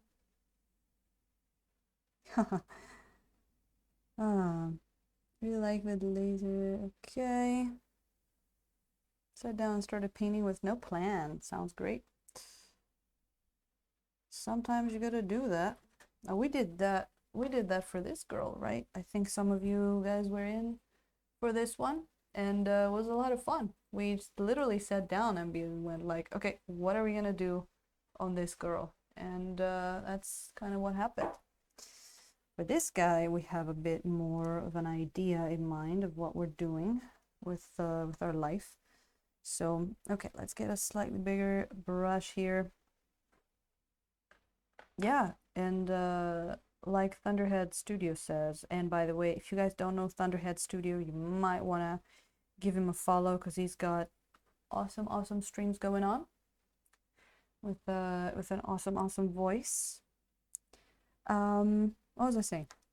Yeah, I think sometimes it's cool to just change the way that that you approach your painting stuff. It can be fun to just experiment with different stuff. Like if you're used to having a somewhat of like a clear color scheme, try having none. Try just improvising. We did that girl that I just showed was the improvisation kind of stream that we did, and it was pretty cool. Also trying to limit your time like we did with the lizard girl. It's that was really cool too. We were just like, all right, can we paint a miniature in 4 hours? And that's the result that came out was was pretty good one. There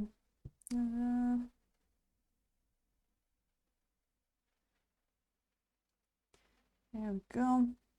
Just getting some more brown on there. I kind of like how this it's weird because this belt has all kinds of little like details and imperfections on it, and it's gonna look really cool when we highlight some of those. And then you got these things that are completely flat, so I was like, well, what do I do?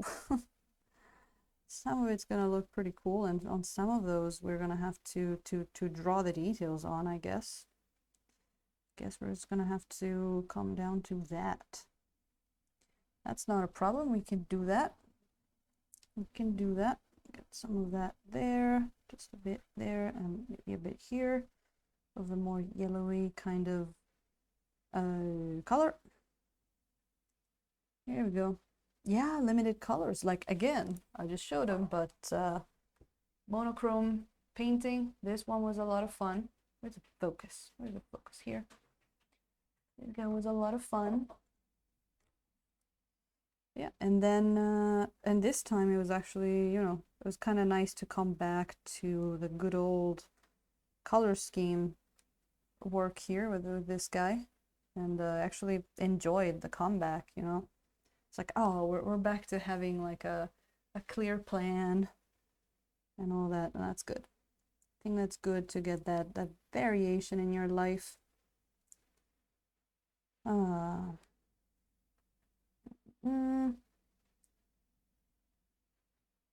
No problem, M-Tails. Well, thank you for doing the back and forth thing there. It's not a problem. Do not you worry. Conquest Knights.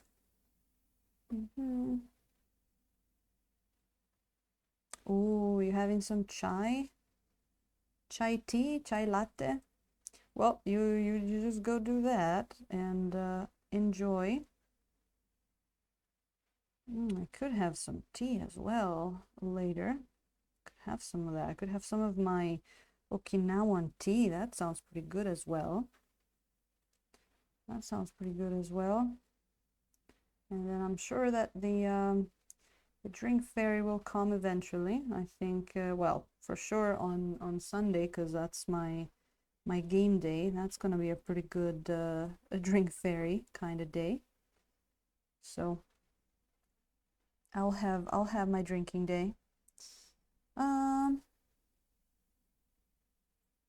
Oh, Dear Dragon, deck of magic cards so you can win me a prize. You mean because of Japan? I'm not sure. I am not very knowledgeable of magic cards. And I might have missed something that was being said in chat because it was actually going pretty quickly. And I'm really glad that we're getting such nice, you know, conversations going on between people. It's great when you're just like, your chat is just talking between each other. Yeah, so I'll put a little bit of brown up on here.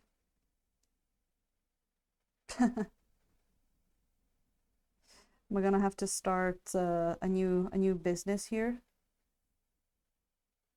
Oh yeah, of course they would be. Of course they would be. They always get the limited edition stuff. Like, I think Japanese people are addicted to limited edition stuff because they do that for everything. And I mean everything. Like, you go to the supermarket and they'll have a limited edition tea only out you know, this month.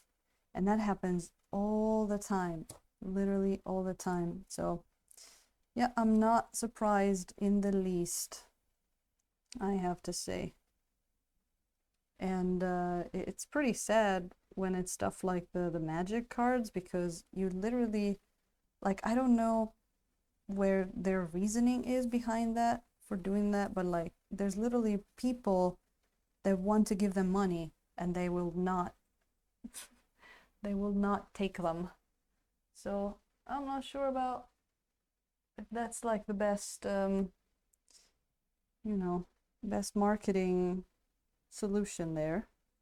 Get some little bit of a highlighty thing going on here, a little bit here, over here, just like making quick work of these leathers here.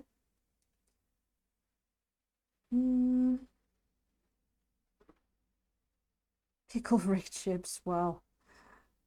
I guess, yeah, I guess that's the same thing. I don't know if they have the same amount of stuff here, because the like here, like, everything is limited edition. She's getting a special card for LGS. There and so is everybody like wanting to get that stuff now? Is there like are everybody just like going like Japan, why right now? I remember back when I was in Italy, there was someone I knew that really liked video games, and they had this like special edition Castlevania box that came with all kinds of stuff, but of course it was Japan only, and he wasn't too happy about that. I remember that. Let's get some of that. Beautiful. Then we're just gonna go in with some details later. For now, just that. Pisses me off. Aw. I know, Ravencat, right? You get something good and it's like, well, I hope you liked it and then you fixed it in your memory because now you're never gonna see it ever again. I'm still mad that they're not making the yuzu chips anymore. I love those things. So good. Okay, let's see that. That's not looking bad. I think we put a little bit more detail up on these leathers. Yeah. So over there. It's not too bad. A bit more.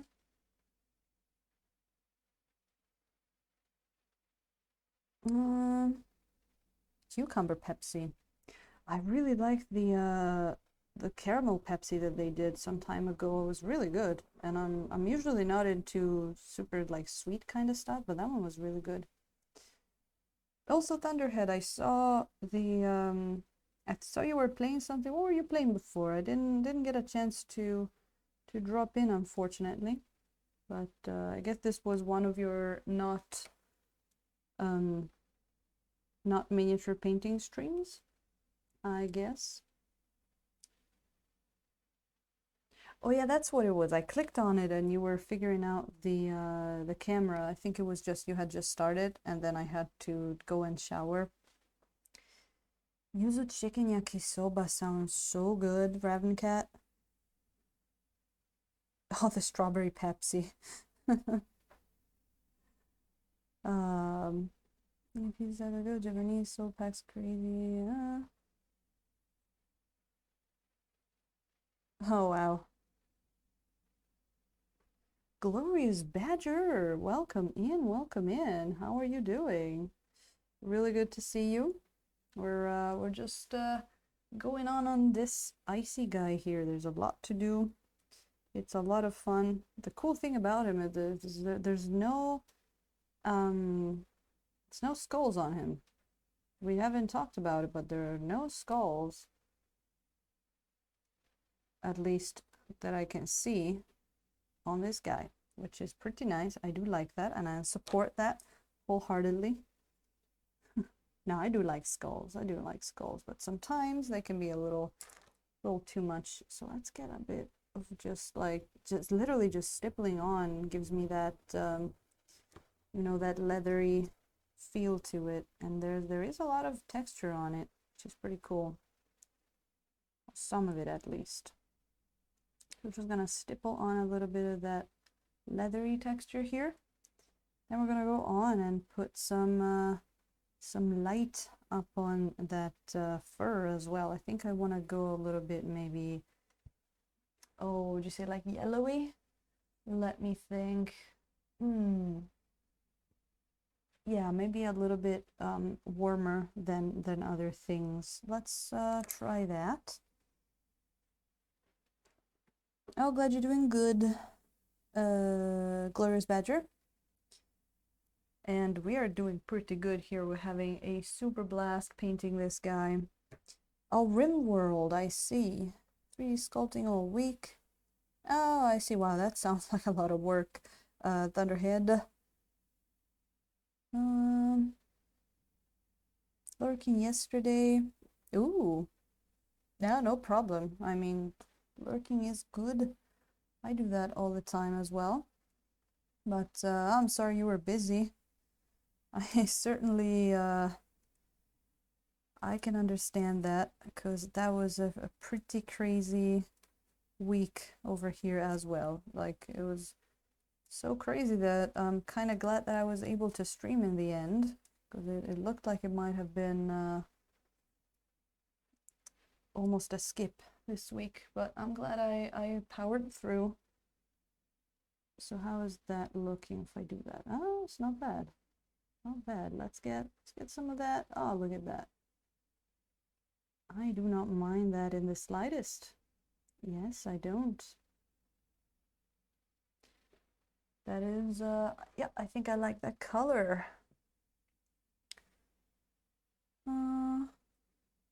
Oh, Glorious Bastard, I'm so happy. That's nice. Before the chaos started, did you have some, like, meetings?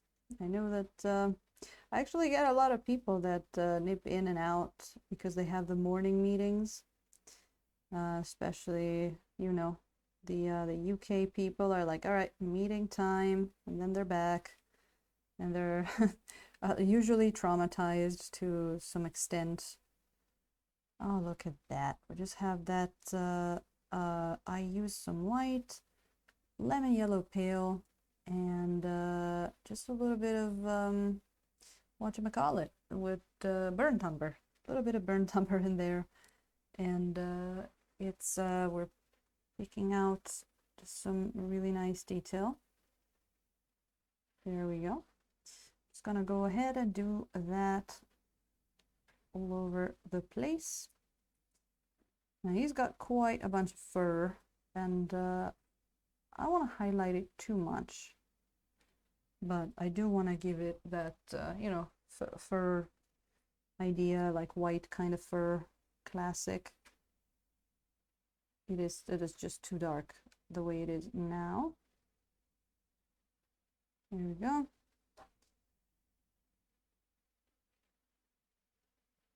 Oh man, this is nice. This is fun. This is relaxing. I am really enjoying this. I'm glad I had time to do this today as well. Ah, ZBrush. Thunderhead, did you see my shitty beholder? I think you did. I one time I just had a not even ZBrush. I tried Sculptress, and I sculpted like a very, very crappy beholder, but it was my beholder. It was like, I loved it, but it was a lot of fun. I don't know if you saw that. I had a fair amount of stuff to print and prints to clean. Ooh, yeah. Oh well, the plans for the weekend are working a bunch tomorrow, and then actually Sunday has become my game day. So Sunday I'm gonna play, tomorrow I'm gonna do some work, and then I think we will stream again on Tuesday. I am still trying to get you know, a fixed schedule going. It's still not 100% decided. I just changed my gaming schedule, so I just changed from Monday, Thursday, Friday to Tuesday, Thursday, Friday. So I'm just gonna, for now, just try and keep that schedule and see how that works. But what are you guys doing on the weekend? I know I'm gonna try and watch a bunch of streams as well if I can, at least on Saturday, because I always love tuning in with other people as well. We've been discovering some new people as well, actually. We've been doing the YOLO raids. It's been nice. The last 2 times we discovered people that I had never heard about, and that has been a lot of fun. There we go. Let's get some more of that color there. So what is this thing? Let me just put some white, some color on there. There we go. Oh, you have a game day on Sunday as well. I mean, it is a pretty... It used to be my game day when like years ago when we were playing D&D, and then we changed group and it used to be Tuesday. But I guess Sunday is maybe the most the more popular for work reason. Nice. How are you, Thunderhead? Hope that goes well. And there you go. Tuesday from 10 a.m. Oh, the Star Wars, nice. Oh, you DMing? Are you one of those people that would just like to be a player, but there's never a DM, and you have to be that one to fill that role? I know a few that do that. For my group, it was actually more about finding players. I still can't play here. I'm sorry, Moe. I hope that changes soon.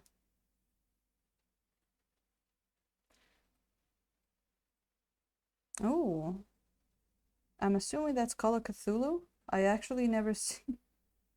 I've never seen it shortened like that before. So I like the first thing my mind read was like, I've been able to play Clocked lately. So I'm like, okay.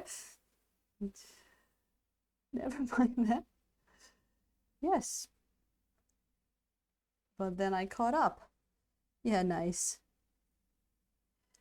You know, Thunderhead, what goes on in this head. There is no thunder in this head, just dirty jokes. Oh, but you know. What are we gonna do? You can't fight it. Oh, Circle of Confusion. All right. All right. Well, I'm glad I got that right on the first try, though. God, I really gotta like study a bit more, like just like learn about some more games. Which, oh, by the way, Thunderhead, when are you gonna start that new Privateer Press one? I forgot the name. I know you've been painting a bunch of those miniatures, which were looking pretty good. But I don't know when you're gonna start playing. All right, look at that. That's already looking pretty nice.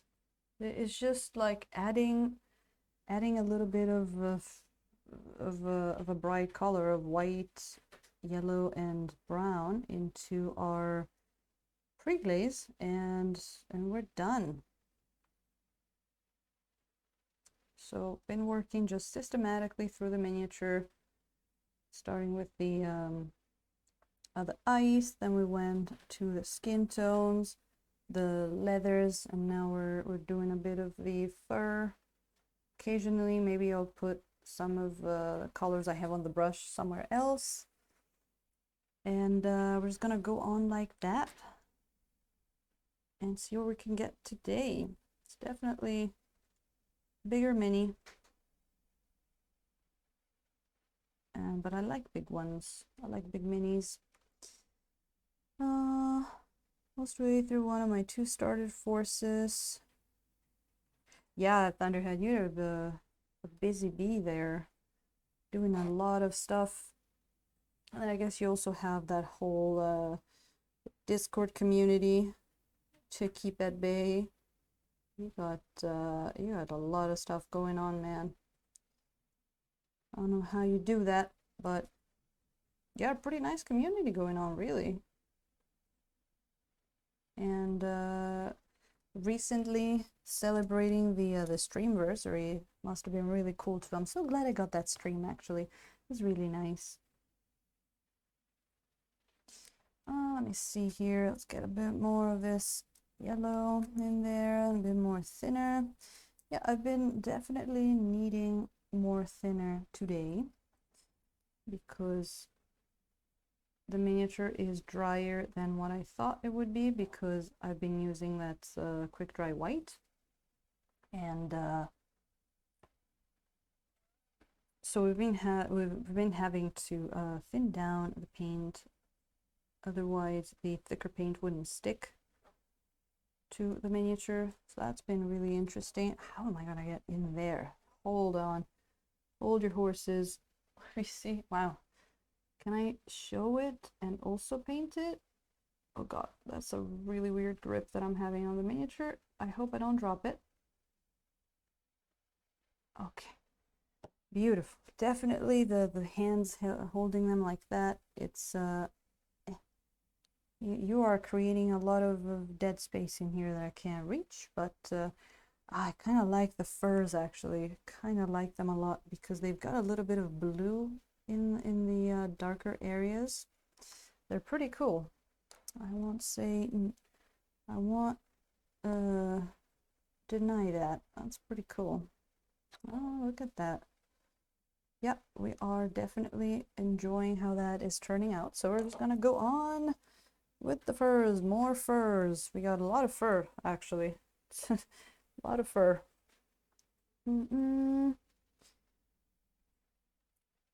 Other larger stuff. Okay.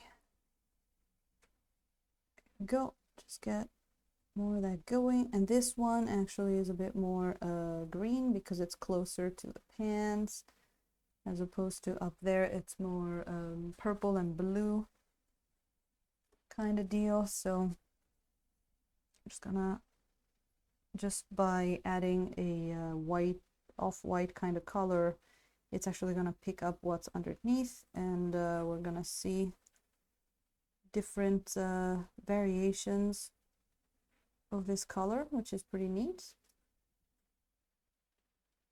And then of course we can come back in and add a lot more colors to the fur. We can definitely go a lot brighter than that.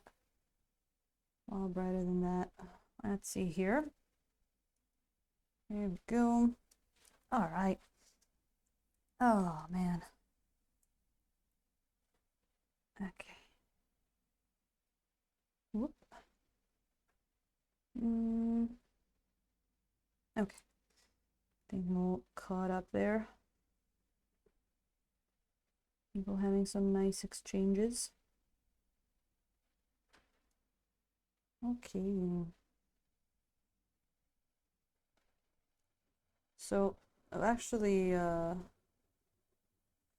been thinking about what to paint after the big Tarrasque. I definitely have a few things, a few smaller things. I love, like a lot of people might know by now, I love having little themes in the streams, just like, you know, like today we're tackling ice, today we're tackling other stuff, and there's quite a few things that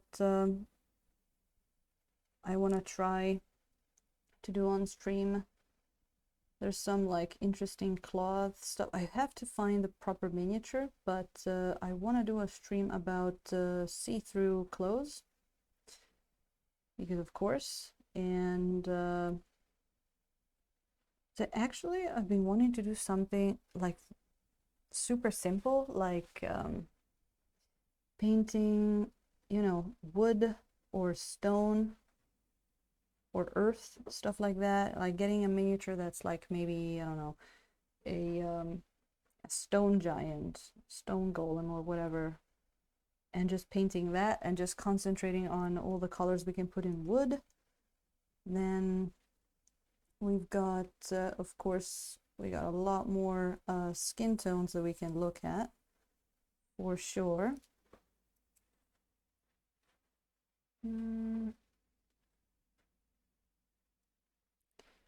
So yeah, it's I think I'm gonna have quite a lot of stuff to paint in the next coming weeks. And also I'm probably gonna come up with a few bigger miniatures, like maybe not as big as a Tarrasque, but pretty big, and find a way to let you guys decide which one is gonna be the next big project. Like I really want to paint something like a dragon with the oils, which I haven't done yet, which is quite a shame. Elementals, yeah. I've done, my god, I think I've done a fire elemental back in when I was painting with acrylics. Boy, was that a hurdle. That was really, really hard. So I'd love to try and see how to do, just fire in oils. That would be pretty cool. That would be quite some fun. And I've always been like, it's always been a little weird looking at the elementals, like the water and the air always look, well, first thing, they look pretty alike to each other. They look pretty alike, but it's really hard to render water and air, especially air, because water maybe, but air is like, how do you render something that's incorporeal, that's actually, it's being represented into a miniature, but it really, you shouldn't be able to sort of see it much. So that's, I don't know, and I haven't been able to find an actual miniature painted by someone that you would look at it and be like, yeah, that does look like air. Not really. So that's interesting. Oh, the acrylic versus oils. Yeah, I'd like to try that. Not much as a, a, a fight kind of thing, just like an experiment. I would have to, I mean, if people were interested, if I heard from a few people that they're interested in that kind of stream, I could certainly put that higher up on the list of things to do. All I would have to do really is just like try and figure out, well, first, what's a good thing to paint, and second, how to do the cameras, and figure out the palettes and all that, because I would have to have two palettes. Do I have two camera palettes, two palette cameras, or do I maybe just like change the palette over? I was thinking doing something like, within the stream. It could even be the next 12-hour stream. Oh my god, that could even be the next 12-hour stream. And we go like basically we alternate 1 hour, and it's like 1 hour acrylics, 1 hour oils, and we see what we can do in 6 hours of both. Oils win. Done. Last thing I painted was an earth elemental. Oh, that's so cool, Nas. You're gonna steal it back and repaint it. You're gonna break into their house. Do you have the Heroescape terrain? Is 1.75. I'm not sure who that question is for. Okay, maybe for Thunder. Oh, this one here? Oh no, I don't have it here.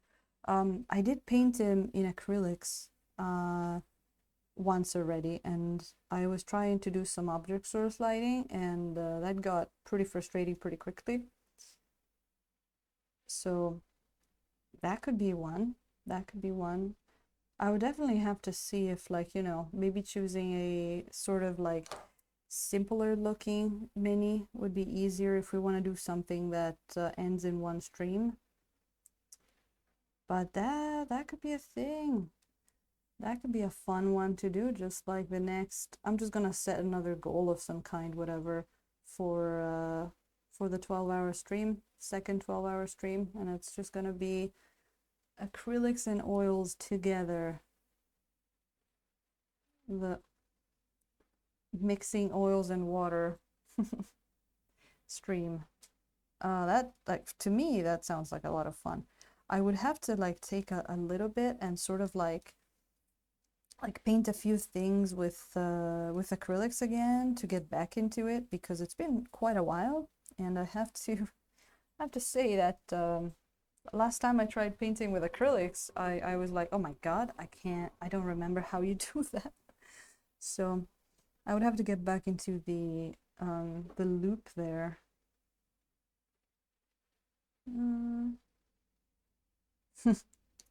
Thunderhead, you said it, but I'm gonna do this. One of us, one of us, one of us. One of us? Yes, yes. 4 hours? And you can look like me? Yes.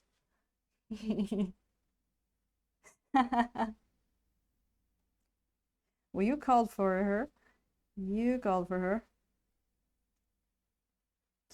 No, I know.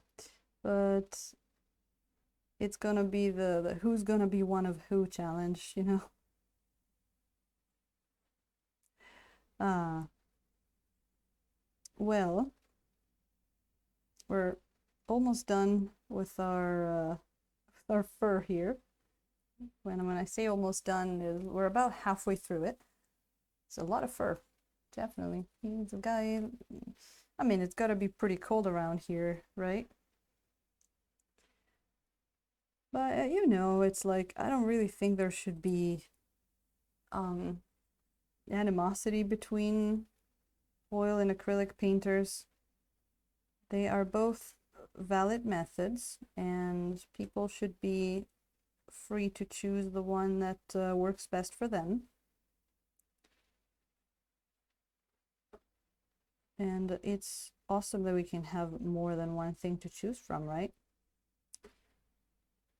Ah, no, we fight. All right, all right. I was trying to be nice. I was trying to be nice. Well, now you'll see in your next stream. At dawn we fight. Yeah, is it gonna turn into like a fight stream if I make an oil versus acrylics thing? It's gonna be like, this is gonna be a friendly fight. You're gonna die. Oh, you know. I mean, I look at oils and I'm like, this is objectively a better experience than acrylics. Like, objectively. But, you know, my objective can be subjective to other people, I guess. Uh, mm.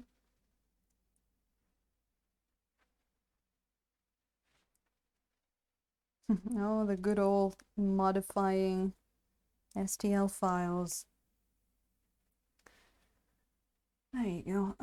Okay, let's see here. Just getting some more of this going. I'm trying to getting this done as quick as possible here, but it is a lot of fur. Definitely that this gentleman has on his person.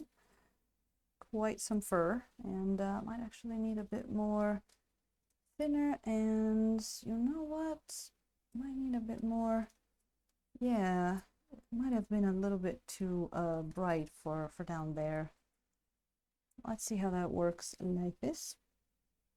Oh, that might be better. I like that.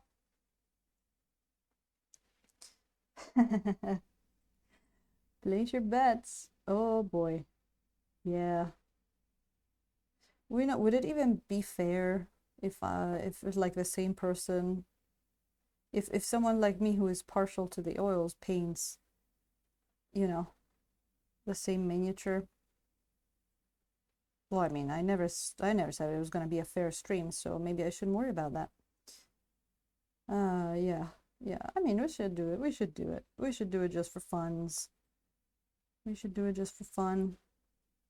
And you know, maybe we'll make some interesting discoveries along the way about both acrylics and oils. And I'm actually, you know, I'm interested in using them back to back like that, because that's where you really like start noticing things like, oh wow, this like little thing about how the oils act or how the acrylics act, that's different. I prefer this, I prefer that. It's that would be pretty cool. I think it would be a great experience just even in that way. Let me see here. A bit more here. Oh, there you go. That's the amount of paint that I wanted on this brush. That looks beautiful. Nice. I like that. Okay.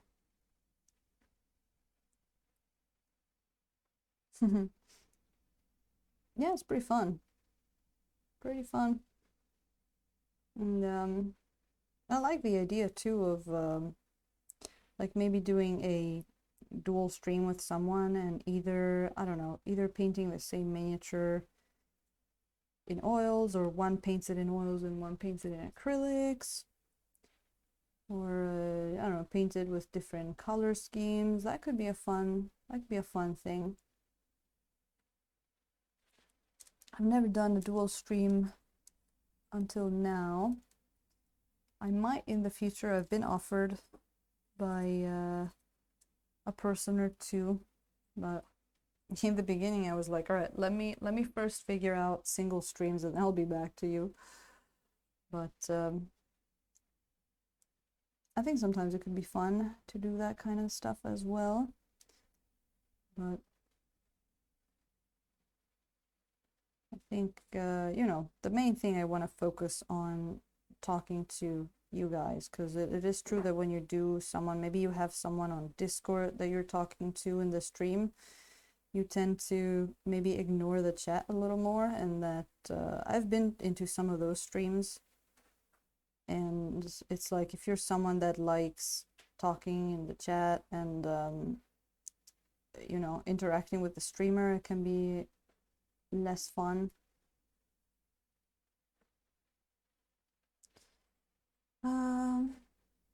Both colors on the same minis. Base color with acrylics, then magic oil for blending and highlights. Yeah.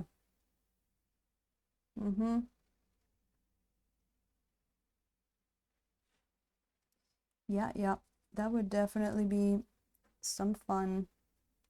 Yeah, I think we'll see. But that's probably going to be one of the possible candidates for the next 12-hour stream. Well, first of all, let's do this one. Let's see if I survive to the first 12-hour stream. Let's see how that goes. Let's not get ahead of ourselves. I am, you know, I'm foreseeing it's going to be a lot of fun. Probably my voice is going to die, but you know, whatever. It's for the greater good.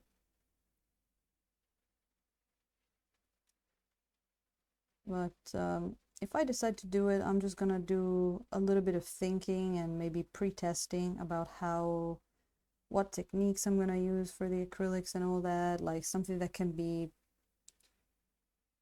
fun to watch. And if I succeeded in doing like a speed painting, like a finish, like we do a 12-hour stream, right? So it's about 6 hours per mini, a bit less if you count, you know, that's talking to chat and stuff like that, but about 6 hours per mini. So if I was able to actually finish both minis in that stream, that could be pretty cool and pretty fun to compare how they come out. So I'm gonna give that a thought if that's something that people would find fun. The great our god. The ultimate test will be 1 hour after we paint the mini. We rub it on our faces. Hey, why would you need to do that?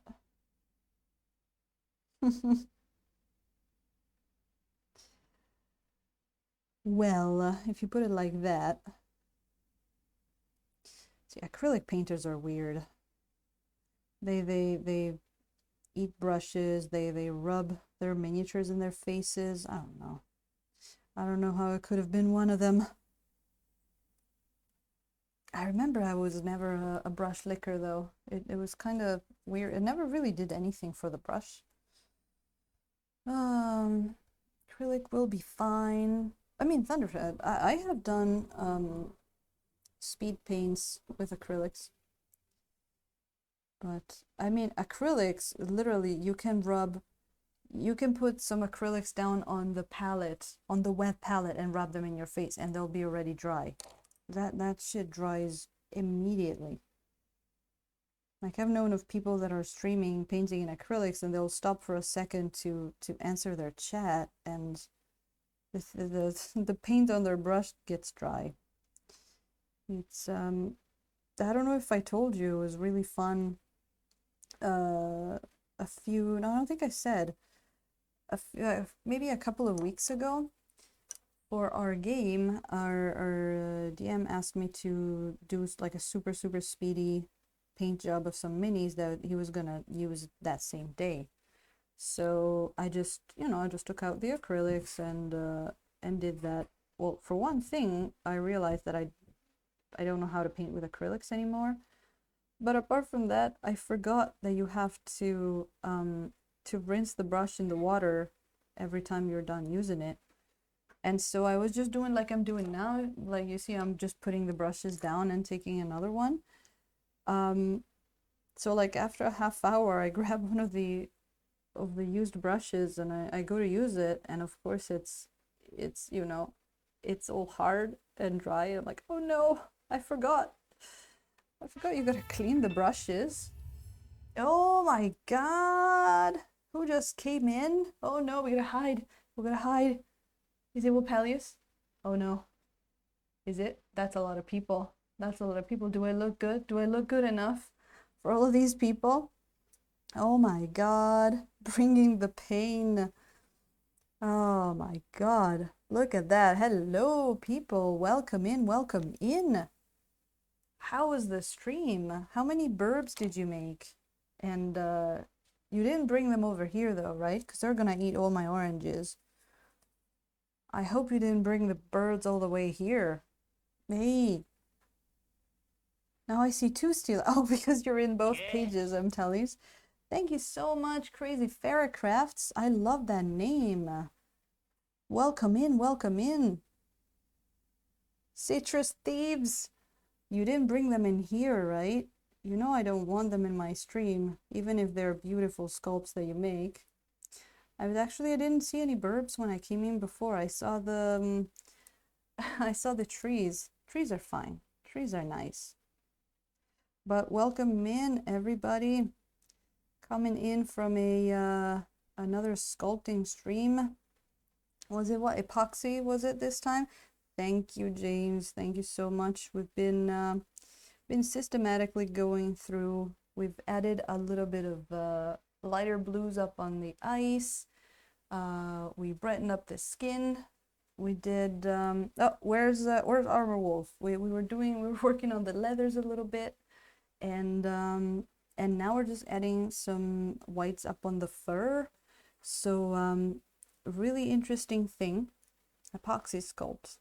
Yes, I thought that was the case.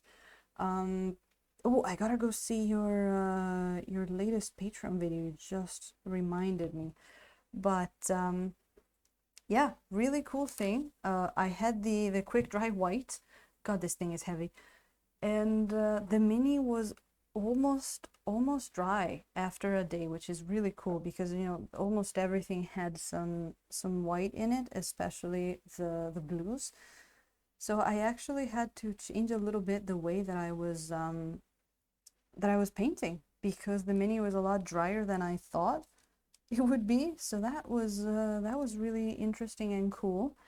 And it was like, I had that moment where I didn't want to believe it, but I was like, it works. So welcome in, everybody.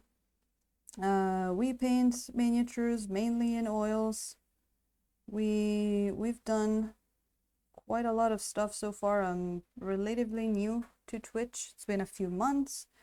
I do a lot of thematic videos. Do a lot of like today we're painting ice. We love doing our where is she? Our skin tones. This is one of the first minis we painted. We're kind of renowned for the Onis here. She's actually alone now because the blue one is gone. But yeah, we've done a little bit of speed painting. This is our beautiful beloved lizard. So and today we are just painting ice and having a lot of fun with it. Crazy Ferrocrafts, thank you so much. There is an Instagram link down there if you care to check it out. And I think we are almost done here with our fur for now. Oh, thank you so much, Battle Squig. Love that name too, actually. And ferrets too. Like we were just talking before of how What are we talking about? We're talking about weasels, because I have a weasel that sometimes loves to walk on my roof. Yeah, so that fur is looking great. Fur is looking great. All right. So was it what? Oof, I can talk. James, what are you up to now? Are you doing some cleanup? Are you doing some? I know sometimes you do the exercise. And I know that you are busy, so do not feel bad if you have to run away right away. I understand. Thank you so much for bringing the beautiful Wapple crew in. And so now we're gonna have even more fun. Where's the tiny stein? Let me bring the tiny stein out, because people were having some nice drinks today as well. So we're gonna cheer to all the new people that came in. Cheers to you. You can actually see it better with this camera because we're not super zoomed in. Thank you, Crazy Ferret. And I'll make sure to check yours too. Thunderhead, was that you? Wow, you got some nimbleness. Yeah, Crazy Ferret. I thought it was a tanuki because I live in Japan, but I googled it and it turned out to be a ferret. Oh, sorry, a weasel. Already exercised. Hoping to download more of these STLs files. Ooh, nice. Oh, Ravencat, thank you. Thank you for being part of the of joining me in the Japan club. I think it was only you and I tonight, but you have a great night there, and I'll see you again soon, hopefully. Japan club, yes, yes. It's not only you and me. Like there's other people, but I think today we were the only ones. I think we were the only ones, but it's cool that the Japan club is growing. We actually have a pretty big what's the name of that country? Belgian club, which was really cool. Meryl Yeon, thank you so much for that follow. Thank you so much for that follow. Welcome in. All right, so what can we do next? I think what we were missing here were the pans, which we've been mixing a little bit of cadmium yellow with the, what's its name? The phthalo green. And then we've been going between that and just more phthalo green. So I think we're just gonna, it's all over here actually. So I might actually just add a little bit of thinner to what we're doing. It's actually, ooh, it's pretty dry. I actually had to replenish the quick dry white because the one on the palette, I mean, it's 1 day dry, so guess what? It was actually drying already. You know, it's I don't know why I get surprised when something does what it says it's supposed to do, but you know, hey, welcome in. Wait a minute. How many did I miss there? Mary and Batata Sonhadora. Thank you so much. Thank you so much for that follow. Sorry there, my chat kind of like went up. I couldn't see the name. Thank you so much for the follow. Welcome to the Brush Brigands. I'm glad you joined. Oh, thank you, Meryl. Thank you so much. So, just gonna quickly put a little bit of, well, I wouldn't call them highlights, but a little bit of lighter colors up on these pants, but a little bit too on the cold green side. Let me see what we can do here. Oh, it's so nice to see so many people join in. Boy, it's always crazy when the master comes in with the big crew. But hey, thank you so much, James. Always. One day I'll be able to raid you, maybe. One day if we do a very, very weird streaming time, I'm gonna it's gonna be my ultimate mission. I'm gonna be able to raid you one day. It's like my lifetime dream. We gotta do some really weird. Maybe I have to start streaming like early in my morning, and then I can raid your late Thursday stream. That'd be, yeah, that might work. One day. Oh, go. So I really like these pens, the way they look. They look pretty cool. And these might actually be a little bit more wet than the rest of the miniature, because I didn't really put a lot of white in here, and the white is what is making it dry really quickly. So maybe if I do more Sunday streams, maybe. Well, hopefully next week we're going to do our 12-hour stream, but you know, as I was saying, it's been a crazy week, and in Japan this month is actually the end of the fiscal year, so there's a lot of fun stuff like taxes and all kinds of that stuff to do. Thank you so much for the follow, Rataka. Thank you so much. Welcome to the Brush Brigands. So I thought, you know, it's even if we have to wait a couple of days for the stream, it's gonna be worth it, because I don't wanna half-ass a long stream like that. I wanna do it when I actually have some time.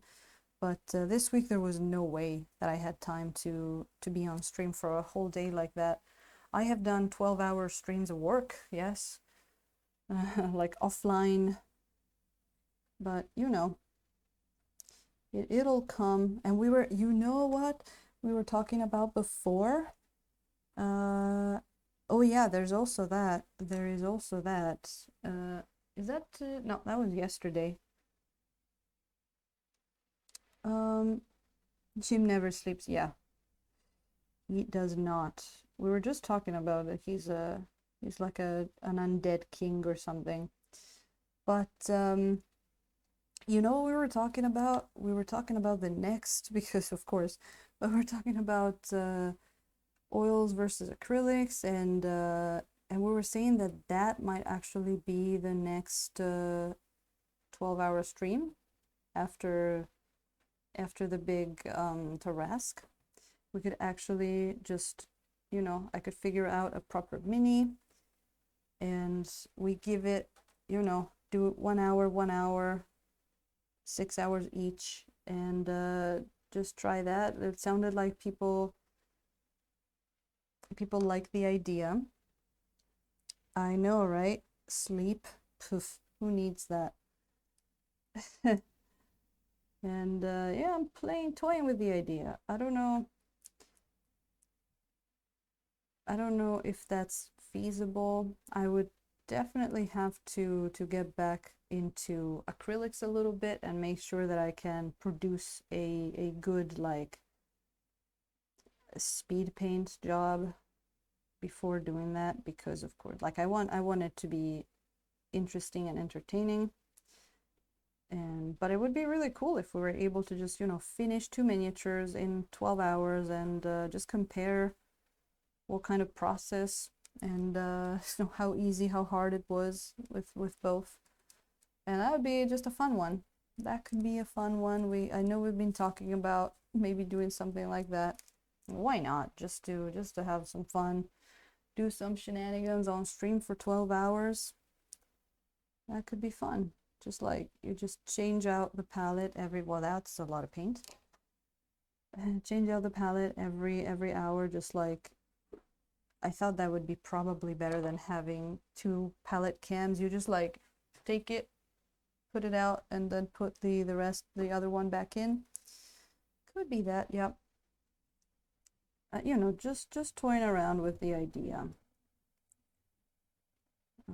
Someone suggested the Artisan Guild Beholder as a mini to do.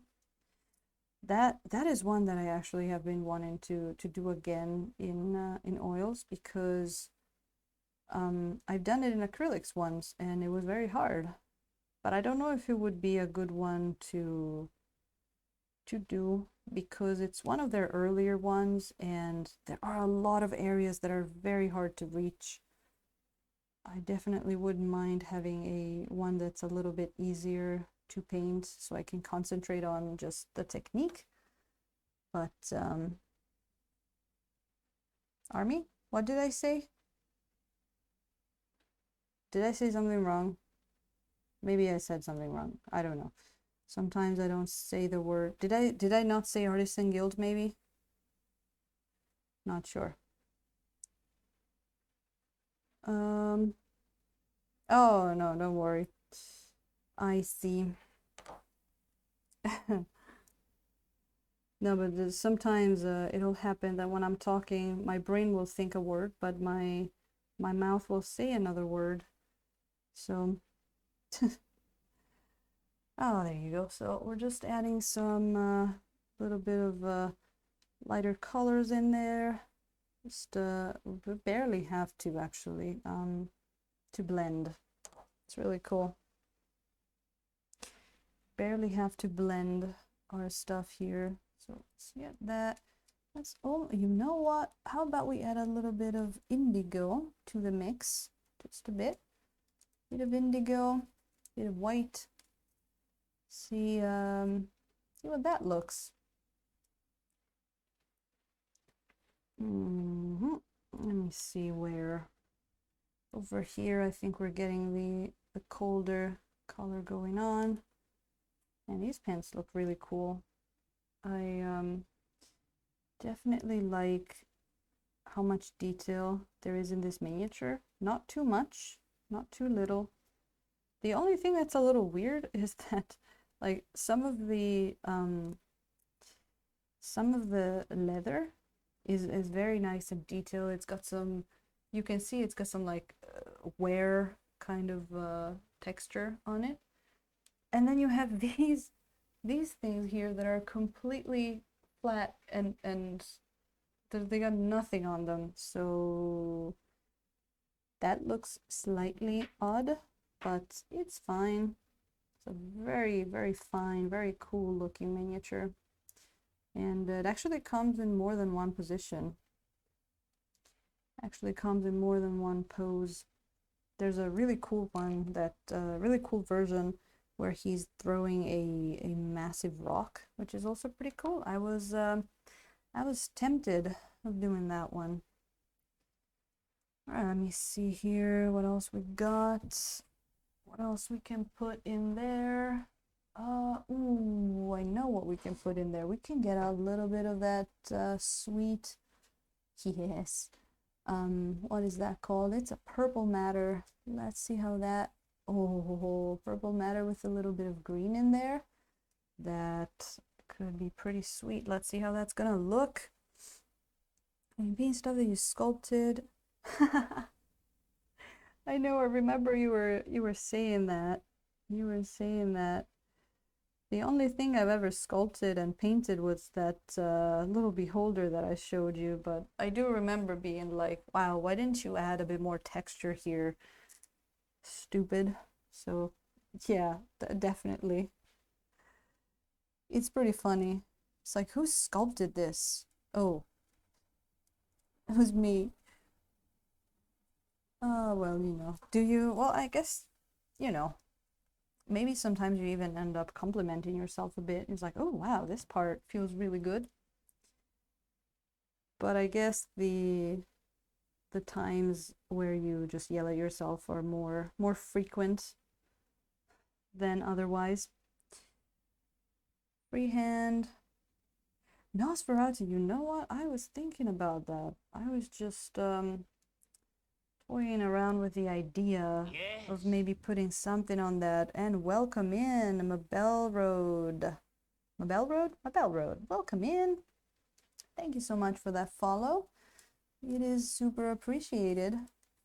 I hope you're enjoying the stream there and having a very nice day. We're putting some purples in the greens because why not? And but yes, we could totally put some freehand in there, which I have actually been I've been itching for some freehand actually. So well, I think about that. I think about that. Yes. Ooh, hey, Nok. Thank you so much for that follow. Welcome in, welcome in. If follows were generating hype trains, right? We would be pretty hype right now. But it's okay because we have our own hype train that runs next to my house every like 15 minutes. So, hello there, Noko. I hope you're doing good. I hope that's how you pronounce your name. But thanks for joining. And Mabel, hello too. Guess you're all coming in from the Wappo stream there. It's super appreciated, the follow. Super appreciated. Oh, and of course, for people that already were here, I'm pretty sure that you Yes. all already follow James. But in case you don't, or actually, check that you still are, because if you're not getting notifications, there might be a chance that that Twitch did the thing, the unfollow thing. And Microtona Mad, thank you so much for that follow. Wow, I gotta bust out the Tiny Stein to welcome all of these people because we're getting pretty up there here. It's actually we're getting up to 400, which is great. So thank you so much for all the follows. Yeah, Twitch can be pretty sneaky sometimes. I'm just gonna keep adding some of this beautiful purple matter in there because I'm really liking what it's doing. But I was just looking at some of the weird stuff that Twitch is doing, where sometimes maybe I got a subscription, but it doesn't show it, like, so it's weird, and then it pops up but with a different date. It's just hard to track stuff in Twitch sometimes. It can be pretty twitchy, but it's Yes. still a great. Oh my god, another one! Oh, who's that? Blue shirt. Blue shirt. Thank you so much for that follow. Welcome in. Always interested in artists who use oil paints. Thank you. Oh, thank you, Mabel, and thank you, James, for bringing in all of these people. So, Mabel, do you paint? Do you paint in oils yourself? Have you started recently? Do let us know. We've got we got a whole group of people in our stream too that share their experiences with oils. And one thing we found out, I don't know, is Daka still here? We were talking about you know how we were always talking about the kind of thinner that you use, and we were having a pretty good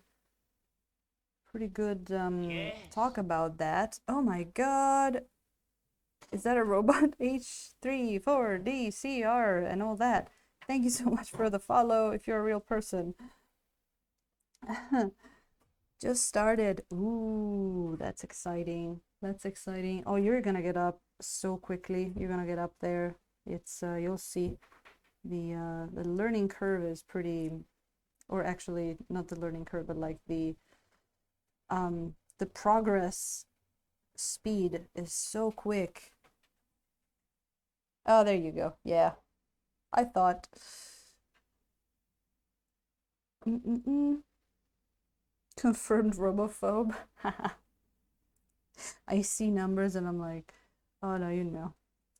It's just I'm not the greatest math fan, so when I see numbers, I'm like, suspicion. Like, who are you? What are you doing? Uh, who is ah okay. So what was I saying? Yeah, so I guess Daka is gone, but we were talking about this thing, the Sansodor. I actually don't know if James has used it, but apparently this is really not the best to use with oils. And I'm glad I got it ages ago when I was trying to find something and just tried it and ended up not really using it. So I'm glad. But apparently Daka was having some issues with that thing. oh, there you go. That's let me know if I said it right, but I think you were having that problem with the tackiness. I don't know if you've told James, but that kind of stuff is great to share because there's always some other people that they'll be looking into stuff and they'll be like wondering, okay, what product do I use and all that, and yeah. I call the self-checkout machines robots. Is Frost Giant an original character? Noko, I guess this guy is pretty generic. I'm not sure what you mean. I'm actually not sure what the guys are calling this. This is a 3D printed miniature from sorry, Cast and Play. I'm not sure if they're calling it a Frost Giant. I'm kind of just going with the tabletop D&D sort of names. So I'm actually not sure. I just painting him because he's got a bunch of ice on him and he looks cool. Oh, the info on Vallejo Prep. Yeah. It's it made a lot of people sad, but I think it's a good thing to know. I think it's a good thing to know about the Vallejo for sure. And again, I mean, you can use it. Just know that you're not gonna get the same results. There you go. Now I'm actually doing a bit of more of a stippling kind of thing because I want a more irregular sort of texture on there. And the cool thing with the oils, we can do that, and then we can just go over with a blending brush and it'll blending more into the pants there. But you know what? I think it might actually be time to go back to our ice up there. I think it might be time to go back to our ice. And ooh, we haven't done anything on the beard yet. So what we're doing on the beard, he's got this icicle beard going on. I only have the biggest bottle of it. Oh no. I'm sure you're gonna find a use for it, right, Nas? And again, I've used it on some minis. It is usable. It's not optimal, but it is usable. You could sell it, I guess. Maybe someone's gonna buy it. But all right, so we did the ice on his back, a more blue. We are using, actually we have our cobalt blue here. We got our ultramarine, Prussian blue, and cerulean blue, which I haven't really used it much, and then indigo. And we've used mostly these blues with white only so far for the ice, and then for the beard we actually put a whole bunch of it was over here, we added some the phthalo green to the mix. So what I'm gonna do, because I wanted to get it a little different, so I'm gonna go ahead and do a bit more of that. So I'm getting some phthalo green and some little bit of that cobalt blue, and then I'm just going to add some white, and we're gonna make a lighter color that we can add some highlights to the beard with. There you go. Yeah, no, so I'm sure you'll find a use for it. Some speed painting maybe, some acrylic painting. Ooh, that was a little filled with thinner there. No problem. Terrain, there you go. That's a great idea. Oh, Daka. Well, I'm glad the stream is favoring the sleepiness there. I could actually I could start advertising myself as a like anti-insomnia kind of stream if it does that effect on people. But do not let me keep you, and thank you so much for always coming in, Daka. It is a pleasure to have you. every single time. I hope you have sweet dreams, and I hope to see you soon. Good night. Okay. Ooh, I really like this. It's kind of teal kind of color. So we're just gonna almost stipple. I really don't want like lines on these highlights, but I was looking at pictures of actual icicles, which we can show you because we had some image references right over here, and I have some pictures on this side, and I got some, like, this is what I'm kind of looking at for the ice. I'm actually going a little bit more blue, but the icicles, I decided to go a bit more fantasy than nature, but I am looking at how they have a lot of just white highlights on them, and the rest is see-through. So we're kind of trying to get that that highlight sort of thing going on. They almost have like horizontal lines on them, the highlights. So we're gonna try to do a bit of that and see if we can make this thing look like icicles a bit more. Actually, let's try to go horizontal a little bit. Why don't we do that? Too much bourbon. Stila plus bourbon equals sleeps. So that sounds good, Daka. Oh yeah, Nosferatu coming in with the good wisdom there, good wisdom of people that perhaps has not done that before and paid the consequences and learned the lesson. Maybe, perhaps. I know I have. Paid the consequences. Learned the lesson? I'm not sure. Not sure. I don't know. I think we're gonna need a bunch more visits from the drink fairy before I learn any more lessons. But you know. Never. No, I'm sure you never have. I'm sure it's just something you heard about, right? Sure, it's never happened to you. It seems to have mixed results too, right? Like not always the same outcome. So sometimes it can be a little confusing. Definitely. Go, let's see. So let me see if I can actually do a bit of just blending here. See how that goes. Man, I do like this guy's face. Looks really cool in a lot of different ways. It looks cool.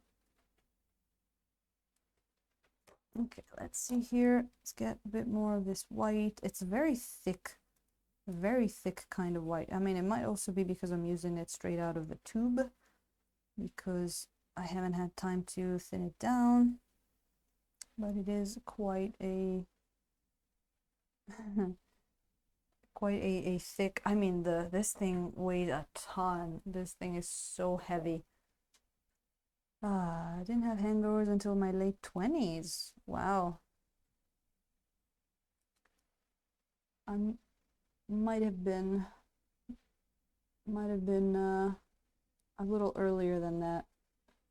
Might, you know. I don't remember.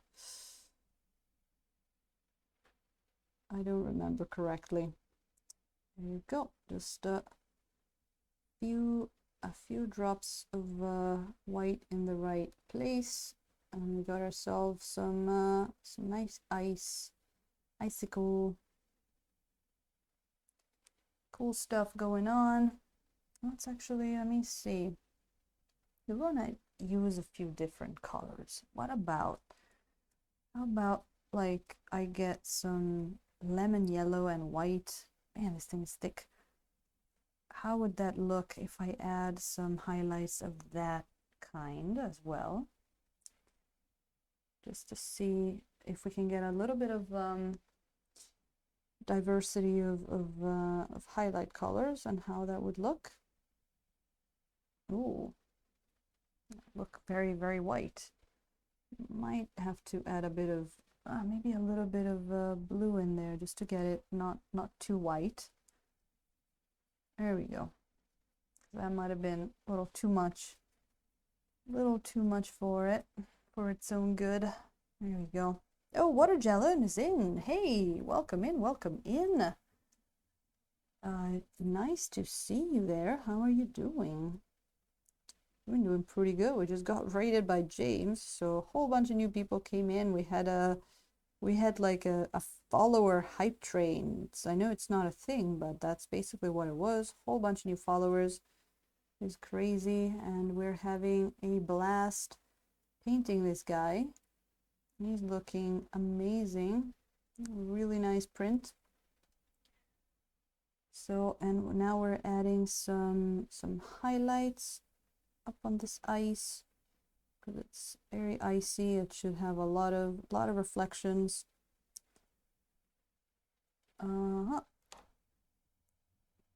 Waiting for painting a mini supply. Ooh, that sounds cool. I hope that I hope they arrive quick with no delays. I know, it's so cool. I just got my new paints a couple of days ago that I bought, and it's so exciting to try new stuff. What did you get? What did you get?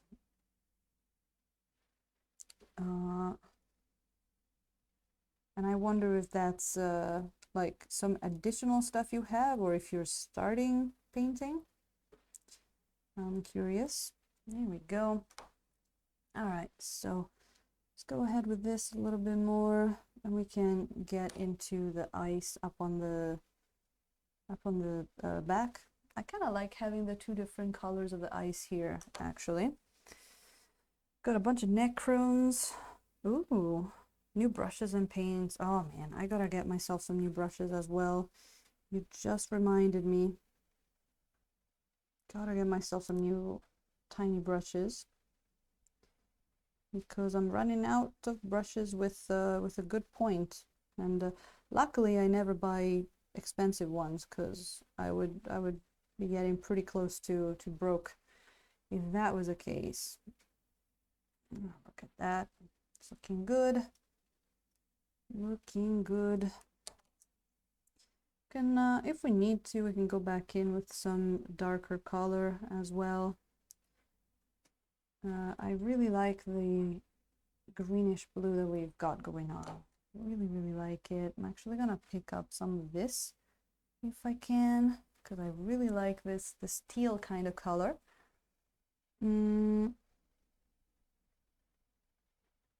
Tried painting minis 10 years ago, had to stop because of life. Oh, well, I'm glad you have time now. That sounds great. Nosferatu, I don't necessarily use brushes that are labeled for oils. I think this one that I'm holding right now, it's technically for watercolors, but there doesn't really seem to be, you know, it still paints. And a lot of the brushes that I get, like these ones, these are just brushes that come in like a pack of 3 for $1 at my dollar store, which is actually a 100 yen store here. So I just look at brushes in places that I go to, and if they look like something I could use, I just get those. And I just try to stay on the cheap side, because so far I haven't had a brush that didn't just fall apart. I am thinking about maybe trying one of these slightly more expensive ones, like maybe even a sable, and then seeing if that does any difference. But you know, oils are a lot more forgiving with brushes than acrylics, so I can still use brushes even if they're not in the best of conditions.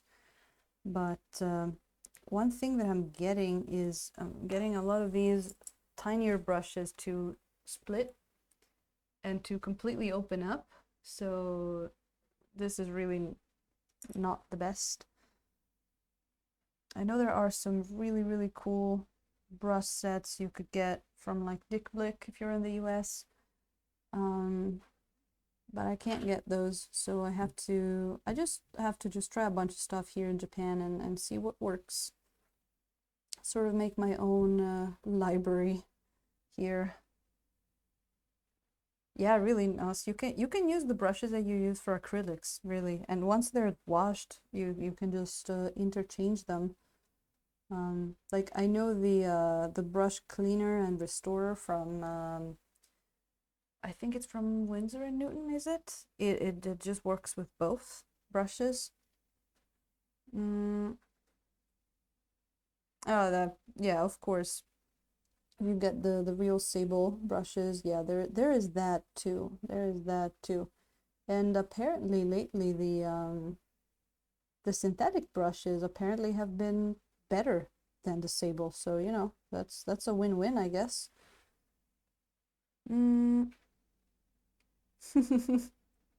Thunderhead, thank you, and thank you for the title. I can't believe that stuck, but I guess it's gonna be Oily Maiden of the Tiny Stein. Thank you so much for coming in here, enduring my bowlings and my not so hidden hints at being one of us. But no, really, everybody, you should go get Thunder's Head Studio a follow if you don't already, because he is an amazing streamer. And also, if you love people that have a voice that sounds like molasses in your ears, you should probably go give him a follow. So you have a good night. I hope you had a good after stream care there as well, and I hope to see you soon. I hope to be able to get into one of your streams soon. It's a real chore. Always great to have you in here, Thunder. Always great. There we go. Getting in there with this in this thing. We can actually now start adding some more white and see if we can't maybe just get some of these things to have a wider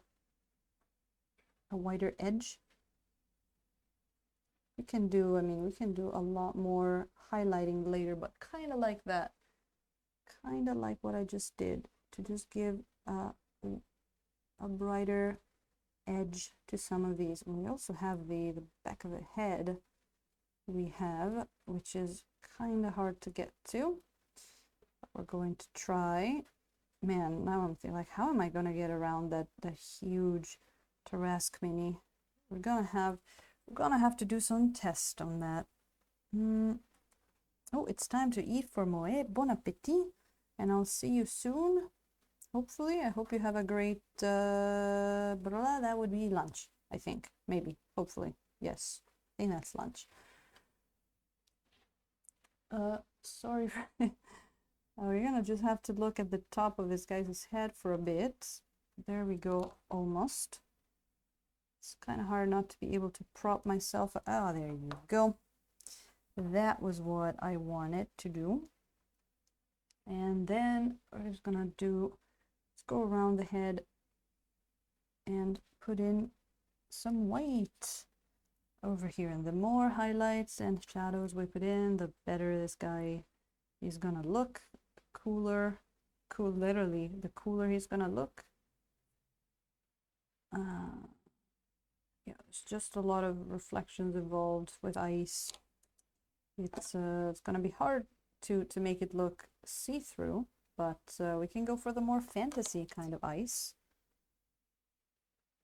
Or, you know, like ice in reality is hardly this blue, but it does look cool. And if it gives the viewer a sort of like a feeling of ice, then we've done our job right. There you go. So we got that. It's almost like non-metallic metal, actually, or gems, I guess. But there's a lot of that. It's kind of like easier, maybe a bit more forgiving than something like, you know, than having to paint non-metallic metal, at least in my opinion. But we'll see how this thing looks when it's done, right? Well, that was way too much. Let me blend that a little bit. It's better. Yeah, what do we want to do about that? Okay. Let me see here. How long have we been going today? Oh, it's been 3 hours already? Wow. Time, I mean, at the cost of sounding redundant, but time does fly when you have fun, doesn't it? And it does not fly when you're working or not having fun in general. Doesn't it? M-Tellies, yeah.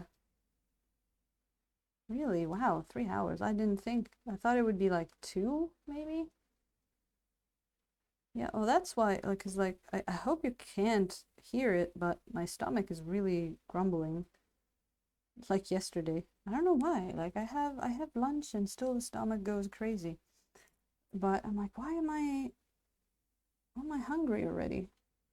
Well, maybe because it's 8 at night. Maybe. But I do want to put some more whites into this this beard and the ice in general. Just make him look good.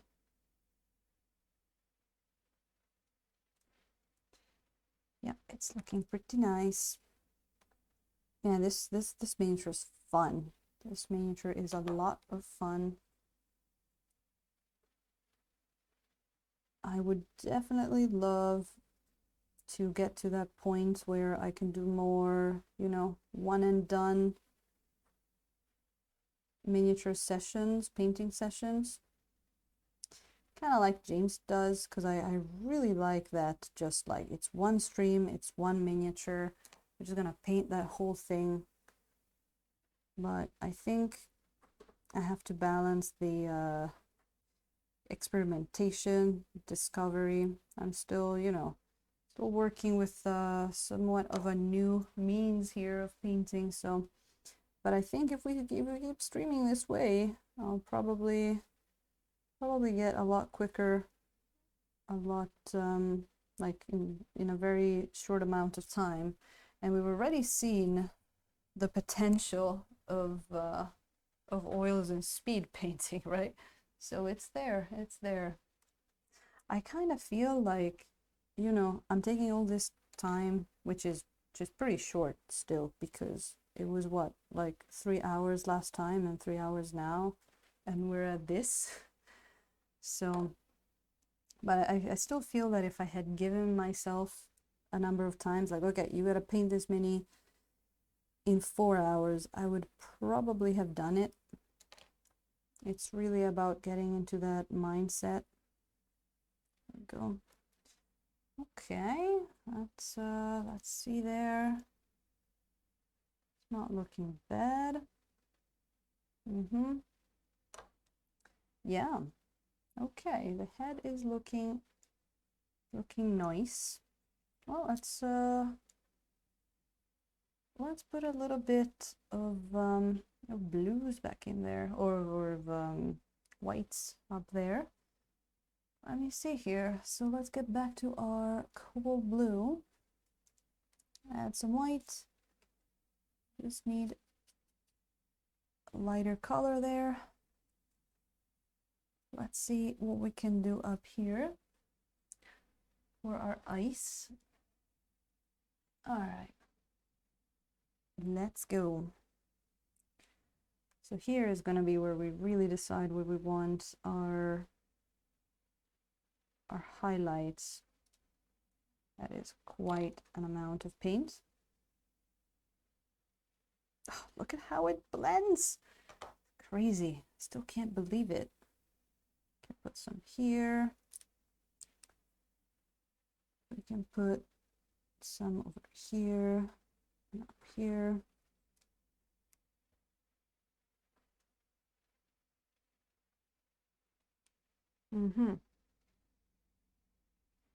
Let me see here. Yeah. I just like to start putting the lighter colors in.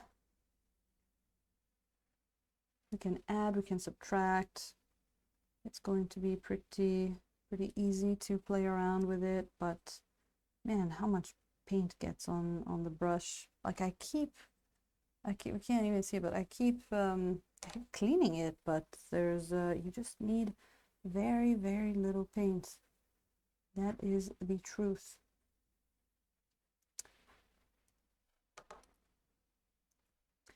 So let's get a bit more. I need a bunch here.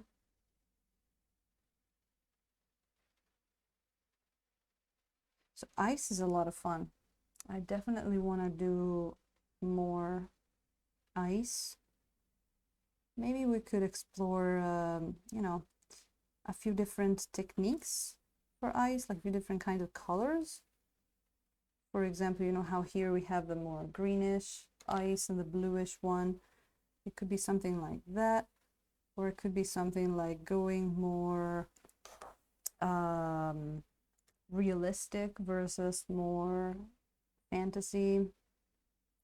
Be a lot of stuff, but definitely at some point we're probably gonna do a gem painting stream, something where we concentrate more on gems. So there's gonna be that too, for sure. Look at that. Is it a little thick? Is that not what I was working on before? Not sure. How's that? Let's see. Okay, let's get rid of some of that paint that went on there. All right, it's just like the way it blends, blows me away. It feels so good. Feels so good.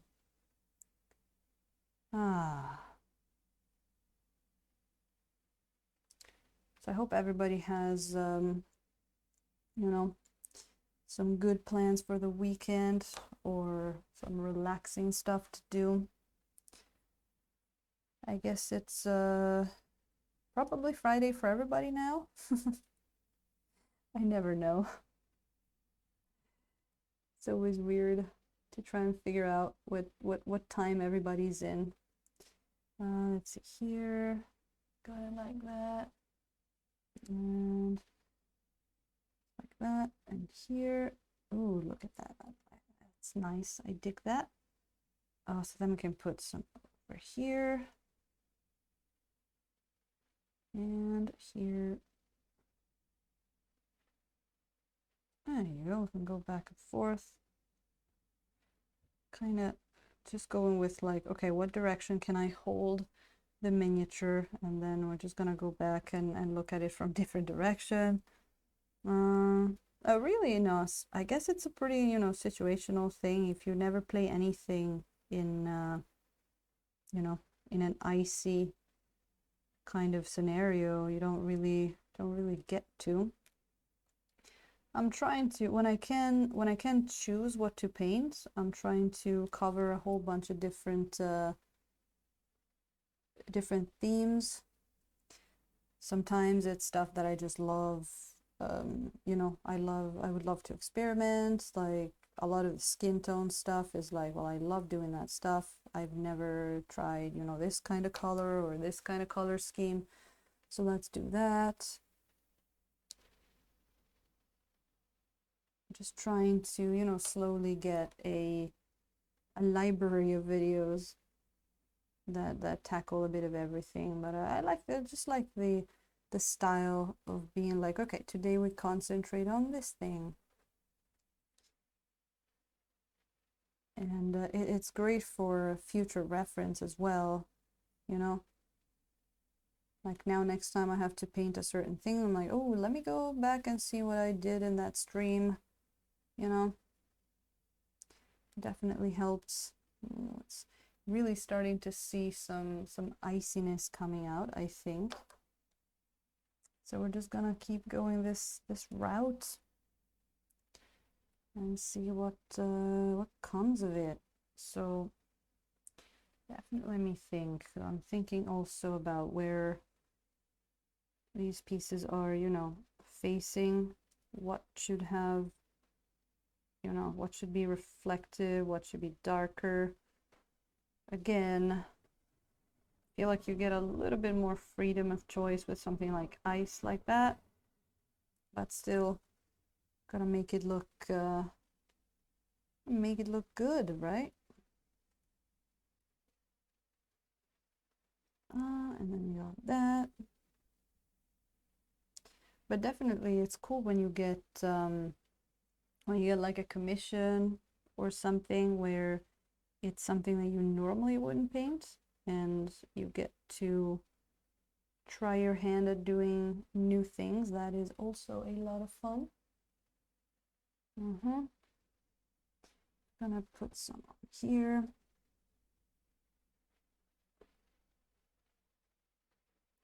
Using a very white color now, but we can go back on there and just add more kinds of blue as well, just till it looks good. Just gonna keep going at it. There we go. Oh, Melissa, welcome in. Hello, hello. How are you doing? Yeah, Nosferatu, yes. Okay. Okay, that's a little awkward, but I want some white over here. Boom, boom, boom. I even just like place it like that and then, oh, where are we? Here. Blend, blend, blend, blend, blend, blend, blend. Blend, blend, blend, blend, blend, blend, blend. Just blend it. Nice. And that's the story. Just blend at will. All right. I'm not even having fun, right? Could you see that I'm like, this is just hard work for me. I'm not even having fun. I am getting hungry though. I am getting pretty hungry. Oh, it's looking better and better. So cool. I would just go on doing this the whole night. Let's see here. There we go.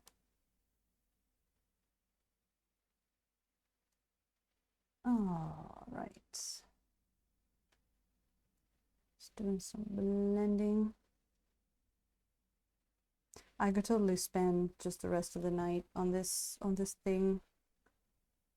I could spend so much time on this. It's so much fun to do. Yeah, and I think the chain is gonna look cool too once we add some colors to it. If we find that it's like, you know, too similar to the ice and it's not interesting enough, we could try adding some colors to it. Why not? You know, we can always do that. But I want to try making you know, a icy kind of chain. So actually, you know what we can do now that we have that the white over there? I kind of want to try to put in some more blues in there. So what we can do, let me see. We've been using a lot of the ultramarine. What if we got some of the, oh wow, the Prussian blue is almost dead here. Come on, can we get a bit more of you there? Is there a bit? Yeah, okay. Let's get a little bit of this Prussian blue over here. Could we even want to, how about we add a little bit of purple to it and then get some white in there. Ooh, that actually is looking pretty ultramarine.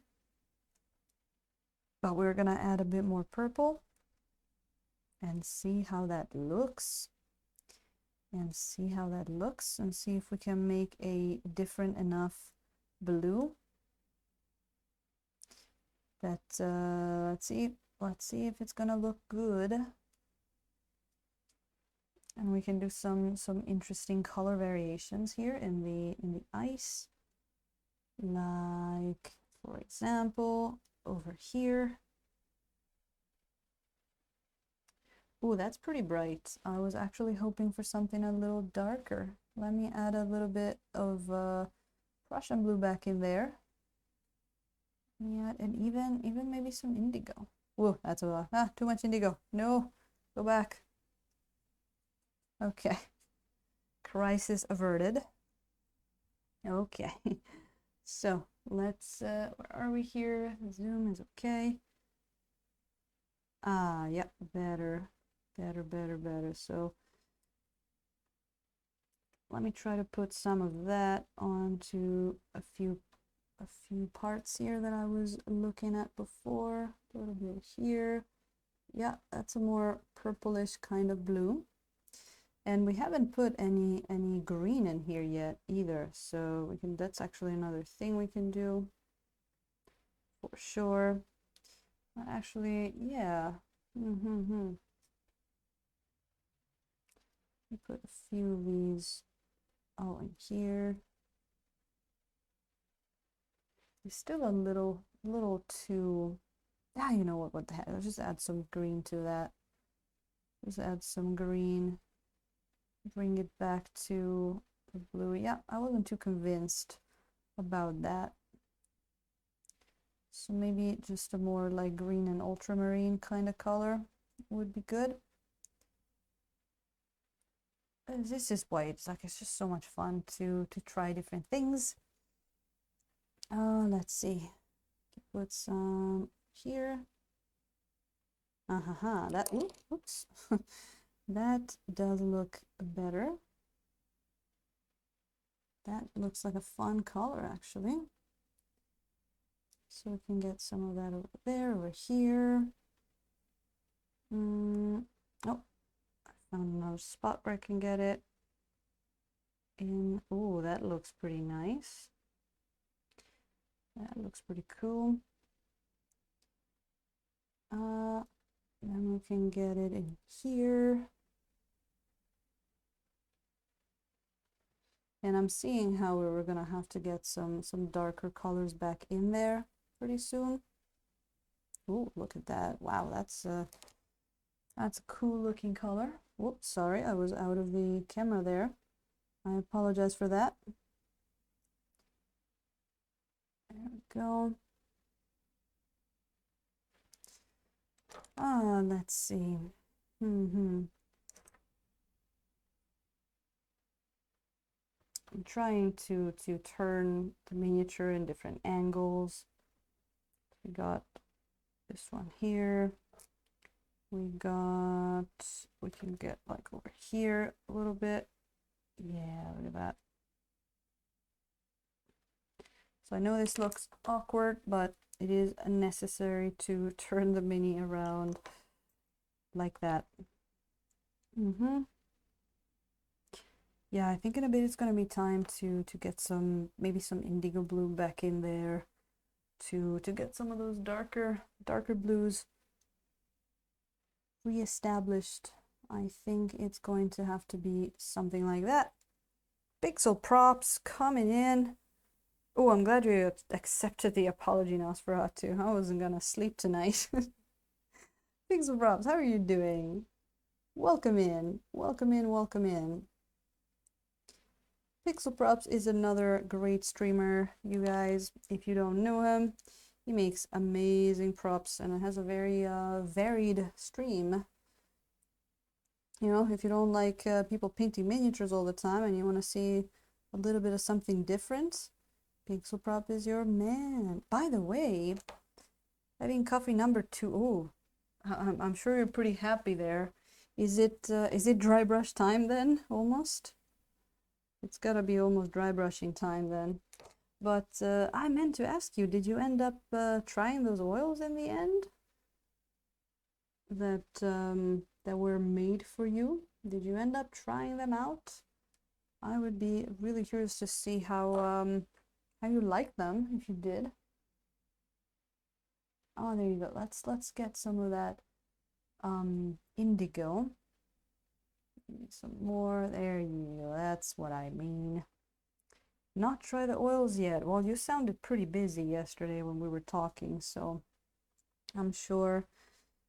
Oh, I see, I see. So yeah, you're gonna be pretty busy doing different things. That's a shame, but I'm sure you're gonna, you're gonna get in there at some point. I thought, since you showed them on stream, I thought maybe you had already tried them. There you go. So we got that indigo in there, and we can just plop it right there. I don't know if you can see that. And then by doing the dark indigo there, it's actually making the whiter parts look a lot lighter. So, going lighter is not only the solution, sometimes you have to go darker, says someone very wise. Said that you gotta go dark to show the light, right? And I'm sure everybody in here knows who I'm talking about because you're coming from his stream, most of you. There you go. You see that? That looks great. Looks great. Just plopping a little bit of that indigo in there. Did that, and it was amazing. Thank you, Indigo. We love you. We love you so much. Oh, you're entering a cosplay championship. Oh, that's nice. That's so cool. All right, let's see. Let me see here. Maybe a little bit of here. Oh, yes, look at that. I'm gonna go a lot back and forth between. Well, I just headbutted the camera. Did not mean to do that. Sorry, camera. Sorry, camera. I know you didn't do anything wrong. It's my fault. Just trying to hold this guy in a decent way. Well, that's gonna be a pretty good exercise for when I have to hold that other mini that's like 5 times as big as this thing. That 12-hour stream is gonna be interesting when it happens, which it will. Do not worry, it will. Oh, that's nice. That is really nice. Let's see, a few more touches in here. Let's get some of that blue in there. Yeah, it really needed a bit of darkening down here. And also with that, we can, we can emphasize the lines between the different faces of the ice. There we go. And then we got this thing going on here. This one. Oh yeah. Can get this face over here. And look at that. Just needs just a little bit more dark. And I think our pre-glaze was actually lighter than this. I think we started with a more, what was it? I think it was a lot of cobalt blue in there, and then those kind of blues, not a lot of, the pre-glaze was pretty light. Pre-glaze was pretty light, which is interesting. Oh, and Tally's is going to sleep? All right, you have a good night there. And I'll see you soon. Thank you so much for coming in. Inu and Thalo agree, yeah, aren't they? And they're actually, and hello, do what now? And they're actually pretty good together. I use them a lot in pre-glaze, just mixing them together. There you go. So now all I have to do is design something and build it. All right. Well, that sounds easy enough, right? Oh wow, that hurt. My my ear just, what do you call it? Rang? Or ear rang pretty substantially there for a second. That hurt a bit. That hurt a bit. I don't know why. Did I lose a bit of earring? Maybe. Oh well. We're back. I feel like we're back. That was weird. Well, it means someone's thinking about me, which is good. Yes, it does. It does, and quite often. And I don't know if it's because I went to too many concerts when I was younger, or I played too many concerts. So like, you know, I kind of condemned my ears there, but it does happen pretty often, well, often enough. Sometimes it's more of like a high-pitched whistle, and sometimes it's more like a ooh. Yeah, and it sometimes it just, you know, you just hear it, and sometimes it actually hurts. So someone said in chat it was a pretty bad thing, I remember some time ago, but you know. Whatever. I don't know that there's anything I can do about that, I guess. All right, look at that. Starting to get some nice contrast in there. And boy, is this guy looking better and better. Have the whistle 24/7 and the woo thing comes for like a couple of seconds every now and then. Wow, 24/7 sounds like a pretty rough existence there. Do what now? If someone's really thinking at you super hard, you just gotta ask people like, stop thinking about me, stop talking about me. It's literally hurting my ear. All right. Oh yeah, we're starting to get some really nice color variation in there. Yeah, no, it's added to the list. Yeah, how is it that every year there's something more to worry about? Is this what it's like to get old? Yes. Yes, it is. But you know, it's fine, right? It's fine because we're getting wiser. We're getting wiser. So it's fine. We're not just getting more miserable and cynical, we're getting wiser. Ah. Yeah, no, that's, you can believe that. I said it. That's what's happening. That's what's in your ear. It's the whistle of wisdom. That's what it is.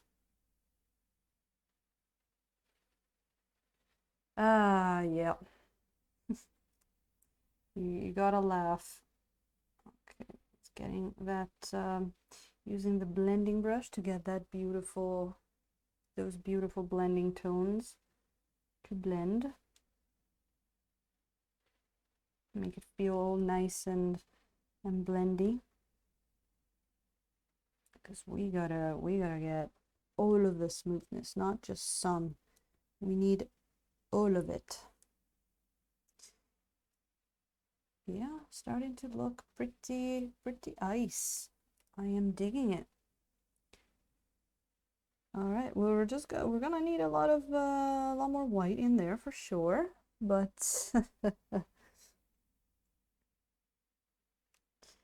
but yeah. Let me see. Oh, you know what? Let's also put a little bit of the same whitish. Well, I kind of just mixed it, but a lighter color in the here as well. We need more of that brightness, and also we can put actually a bit more of the darkness in there. Still not sure what to do with this, but for now I'm just gonna go with this idea, and then we might add some colors as we go.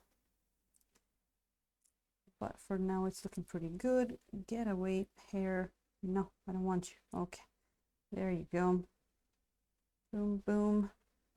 Getting a bit of that. Oh yes, look at that. Beautiful.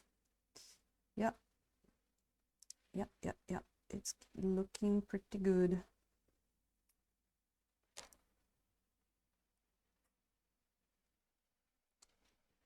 All right. Let me get that, where's that brush? Come to me, there you are. Let me add that indigo. So I hope people have also some time to work on stuff, because this stuff is fun. Whether you're doing it for hobby or for commissions, I hope you get some time to do the fun stuff this weekend.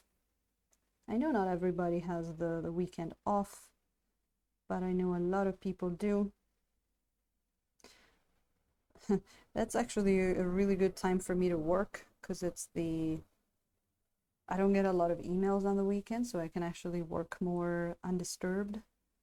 So that's a nice, like, prime working time for me many times.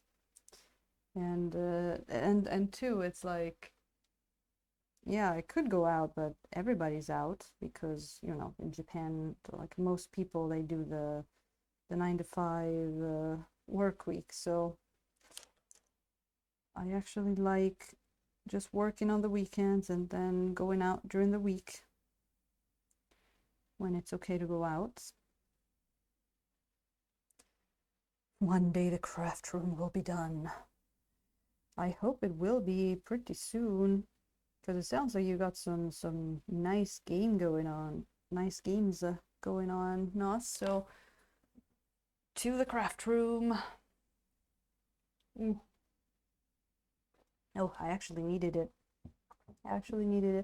I can feel like it is getting a little less dry winter-wise. And I don't if Radcut was in here, he could have said whether it was the winter was dry down in Kansai too, but Japanese winter tends to be very, very dry. So we're getting some nice blending going on in here. I'm curious to see how shiny this thing is gonna look when it's done. Very curious to see, because I don't think I've ever used all of my blues on one miniature. When we did the blue Oni skin, I used like 2 blues. I used the indigo and other one with the Prussian blue. So I actually haven't used the cobalt and ultramarine too much, so that's it's gonna be interesting. Look at that, nice. That's not looking too bad. Yeah, we're gonna do some more on that sword, but for now it's looking pretty good. Testing textures with super sculpey. Wow, what is okay, that was hard to say, but it sounds fun to do. I hope it's less hard to do than to say. I love testing stuff. I love experimenting.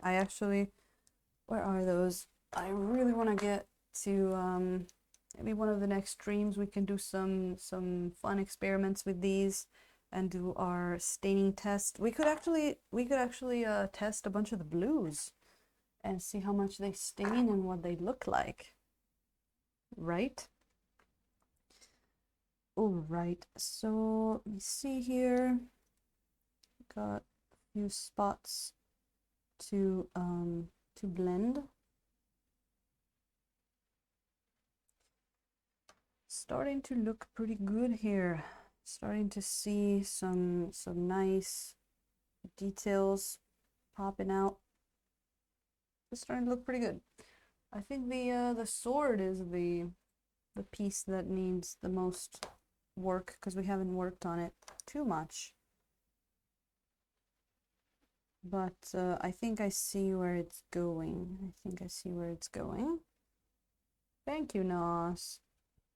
I mean, this meaty looks gorgeous. I feel like it's just like putting paint on it. It's looking good. Any paint. Like if I just did a dry brush job on him, it would already look good. Um, ooh, you know what we can do? We can put some, I know what I want to do. I want to do a little bit of a wash down on his eyes, because then we can put it in some eyeballs. So we can do that. So next time the eyes are going to be a little drier and ready. So what we can do, we can get some of the purple here and indigo, or trusty indigo with the purple, maybe even a bit of Van Dyke brown to get stuff darker. And I don't know if you've ever seen washes with oils, but they do flow quite pleasantly. They are pretty nice washes. Oils make for great washes because they have a very good, what is that called? Capillary action. So basically they flow better than water, which is very handy for washes. So I believe that's actually what a lot of people used oils for, like in, you know, modeling and stuff like that. Like they would maybe paint in acrylics, but then they would make oil washes or use oil washes, or for weathering.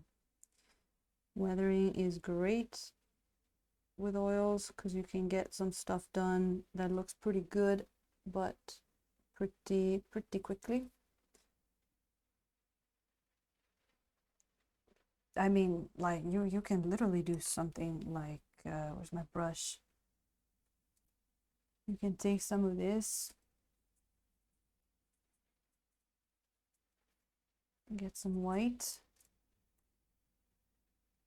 Let me see a little place to have it. Like you can literally get like, I don't know, like a line here, a line here, and those are just two tiny lines. But then you take a blending brush and you do this, and now you have, like, they're blended in. You can barely see it because it's a little zoomed out, but that's what a lot of people do on like those tanks.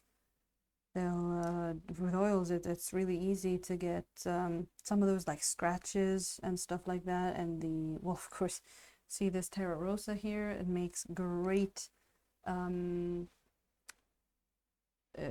rust. We put it on her, on the knife there, has a lot of Terra Rosa rust, which looks great. We literally just stippled on a bunch of Terra Rosa and made rust. But Terra Rosa is also great. Like this skin tone is made with Terra Rosa, so it's pretty what do you call it? Pretty that serves a lot of different purposes. Exactly. What medium do you use for the wash? Do what now? I just use my my thinner. I just mix them up with a bunch of thinner. Did something just happen? And the alert didn't go off? Not sure actually, let me see. But yeah, I use my thinner, odorless thinner that I use to thin down the paints, and that's just you just mix a whole bunch into with the oils and you make a wash. Rataka, welcome in. Let me see. Huh, that's weird. I thought I saw something, but maybe not. Try to learn this blending business, but it seems I can't do it. Blending brush. A blending brush is just a regular brush. Let me show you real quick, actually. We can show you here on a piece of the skin what we call a blending brush. Now, I don't know if you're familiar, but we are painting with oils, so not with acrylics. And what we call blending brush is what we do this thing. For example, we get some of the some of the color that we want to put up on our skin there. Let me get something, right? So, for example, we'll put some paints like so, right? It's just a piece of paint like that. And then we take a brush that we have that is somewhat dry and not used. Now, my blending brushes have actually been, let me grab another one. So I'm gonna take a brush that I haven't used yet, and it's just one of my brushes, but I call it blending brush just because it's dry. And what you do, you just sort of massage the oil there, and can you see what happens? It literally blends the paint, and now what you have is not a stroke anymore, it's actually some blended paint. So that's basically a blending brush. And if you keep doing it, you'll end up erasing just like over blending it and erasing it off. But that's what we call a blending brush. The first place I saw oils used on models, Forge World's Masterclass. There you go. And there you go. All right, what were we doing? Well, I think we're on a pretty decent spot here. Pretty decent spot for maybe being done for the night. I do have to get to some dinner. Unfortunately, I would have loved to finish this guy tonight, but guys, it's it's so much fun. I just want to take my time, right? Plus, you know, it is some work to go through all of the little pieces here. And but this is good exercise. This is good exercise. It's a step closer to getting quicker. Oh, Rataka, no problem. Oh, thank you. Thank you, Do What Now? That is mostly appreciated. Thank you so much. I will raise my chalice too then. To you. Boom. All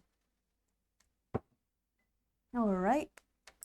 So what was I saying? Yeah, let me do a little bit of blending because we're using the quick dry white, so I want to make sure that everything is nice and blended for the night because this is gonna dry pretty quickly.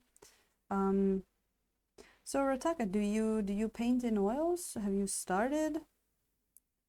I am curious. Were you watching Wapelius before? Just started. That sounds good. It's always great to have more and more people in the club joining the oil community. So you gotta let us know how it goes. Did you get one of those sets? Painted Maze 20 years ago. Oh, with Citadel. Yeah. So you're picking it back up with oils. That sounds fun. It's there's definitely, of course, a learning curve, like with everything, but at least I feel that my learning curve with oils has been very, very, like, not steep at all. Like a lot less than with acrylics. With acrylics, it really took me a while to, you know, to get to a point where I was even understanding what I was doing. Like I was just trying a whole different bunch of techniques, and then I just couldn't seem to get the blending. Like it took me quite a long time. Then I understood and I was like, okay, this is how you do the blending. But still there are some techniques that I'm like, I know what I need to do, but wow, it's so hard. What I like with the oil is that if I mess something up, I can fix it hours later. Yes, with this or with just your brushes. Isn't that awesome? It's definitely a lot more relaxed, right? It's like, do you remember when you're painting with acrylics and maybe you get, you know, you get a bit of paint where it shouldn't go and you have about 10 seconds to grab some water and try to erase it, and then it's there forever. Well, not with oils. That's a lot more relaxed for sure with the oils. So I have been enjoying it very, very much. And I think this guy is getting another session. I'm sorry. This guy's gonna get session number 3. Now, I'll see how things go. Like maybe next Tuesday we're gonna paint something else. Maybe I'm gonna just finish him off stream. Unless everybody's like, no, please finish it on stream. But no, I think I'm probably gonna finish him on stream.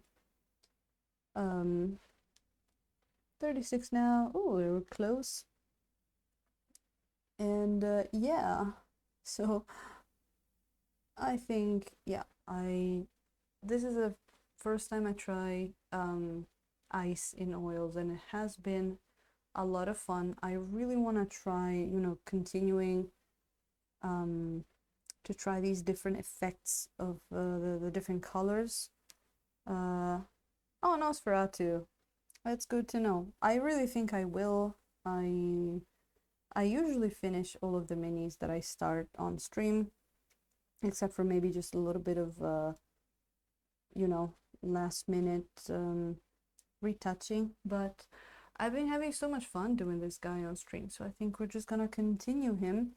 I was really thinking that I might be a little quicker on him, but I think I want to take my time. I want to take my time and just have some more fun with it. The people have spoken. Yeah, plus we gotta see how this not only the ice, but this skin tone is going to look pretty good, because I'm really like the blue and the purple. You can't get wrong. It's so good. Yep. I think we have decided we need a proper end. Yes, I can't betray you and just like turn up with a finished miniature and be like, ta-da! No. We gotta go through all of it together.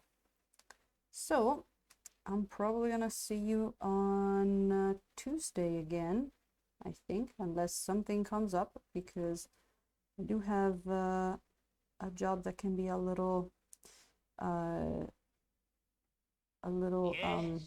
surprising at times. Roddy PT, welcome, and thank you so much for that follow. Super appreciated. But yeah, I usually do post an Instagram story when I go online. That is the only time that I will ever put something on the Instagram stories. I reserve those to streaming alerts. So that's kind of how I just like, I post one like a minute before going online or something. And yeah, and if you have the notifications turned on, you will know when I go live. But basically, if nothing happens, I should go online again on Tuesday. And I love how I'm just kind of like, I really have to go get food, but I don't want to finish. It's like, yeah, I'll see a little bit more. But no, I really have to leave if I'm gonna have any food tonight. But man, it's been so great, and we actually had a whole bunch of new people joining today, which has been really cool. Thank you so much. Oh, thank you, Pixel Props. You know, sometimes I don't know, I just really don't do the stories, so I thought it would be a good thing to use that for. So if you see a story from me, even if you don't look at it, it means that I'm going live. If you see me in the stories. So that's yeah, that's it. Look at this guy. He's gonna see you back again here on Tuesday or whatever day I get to stream. Let's see. Have you guys have been enjoying, and me too, the YOLO raids actually. Let me see. Well, let me see who we've got online. Oh, Glorious Badger is streaming today as well.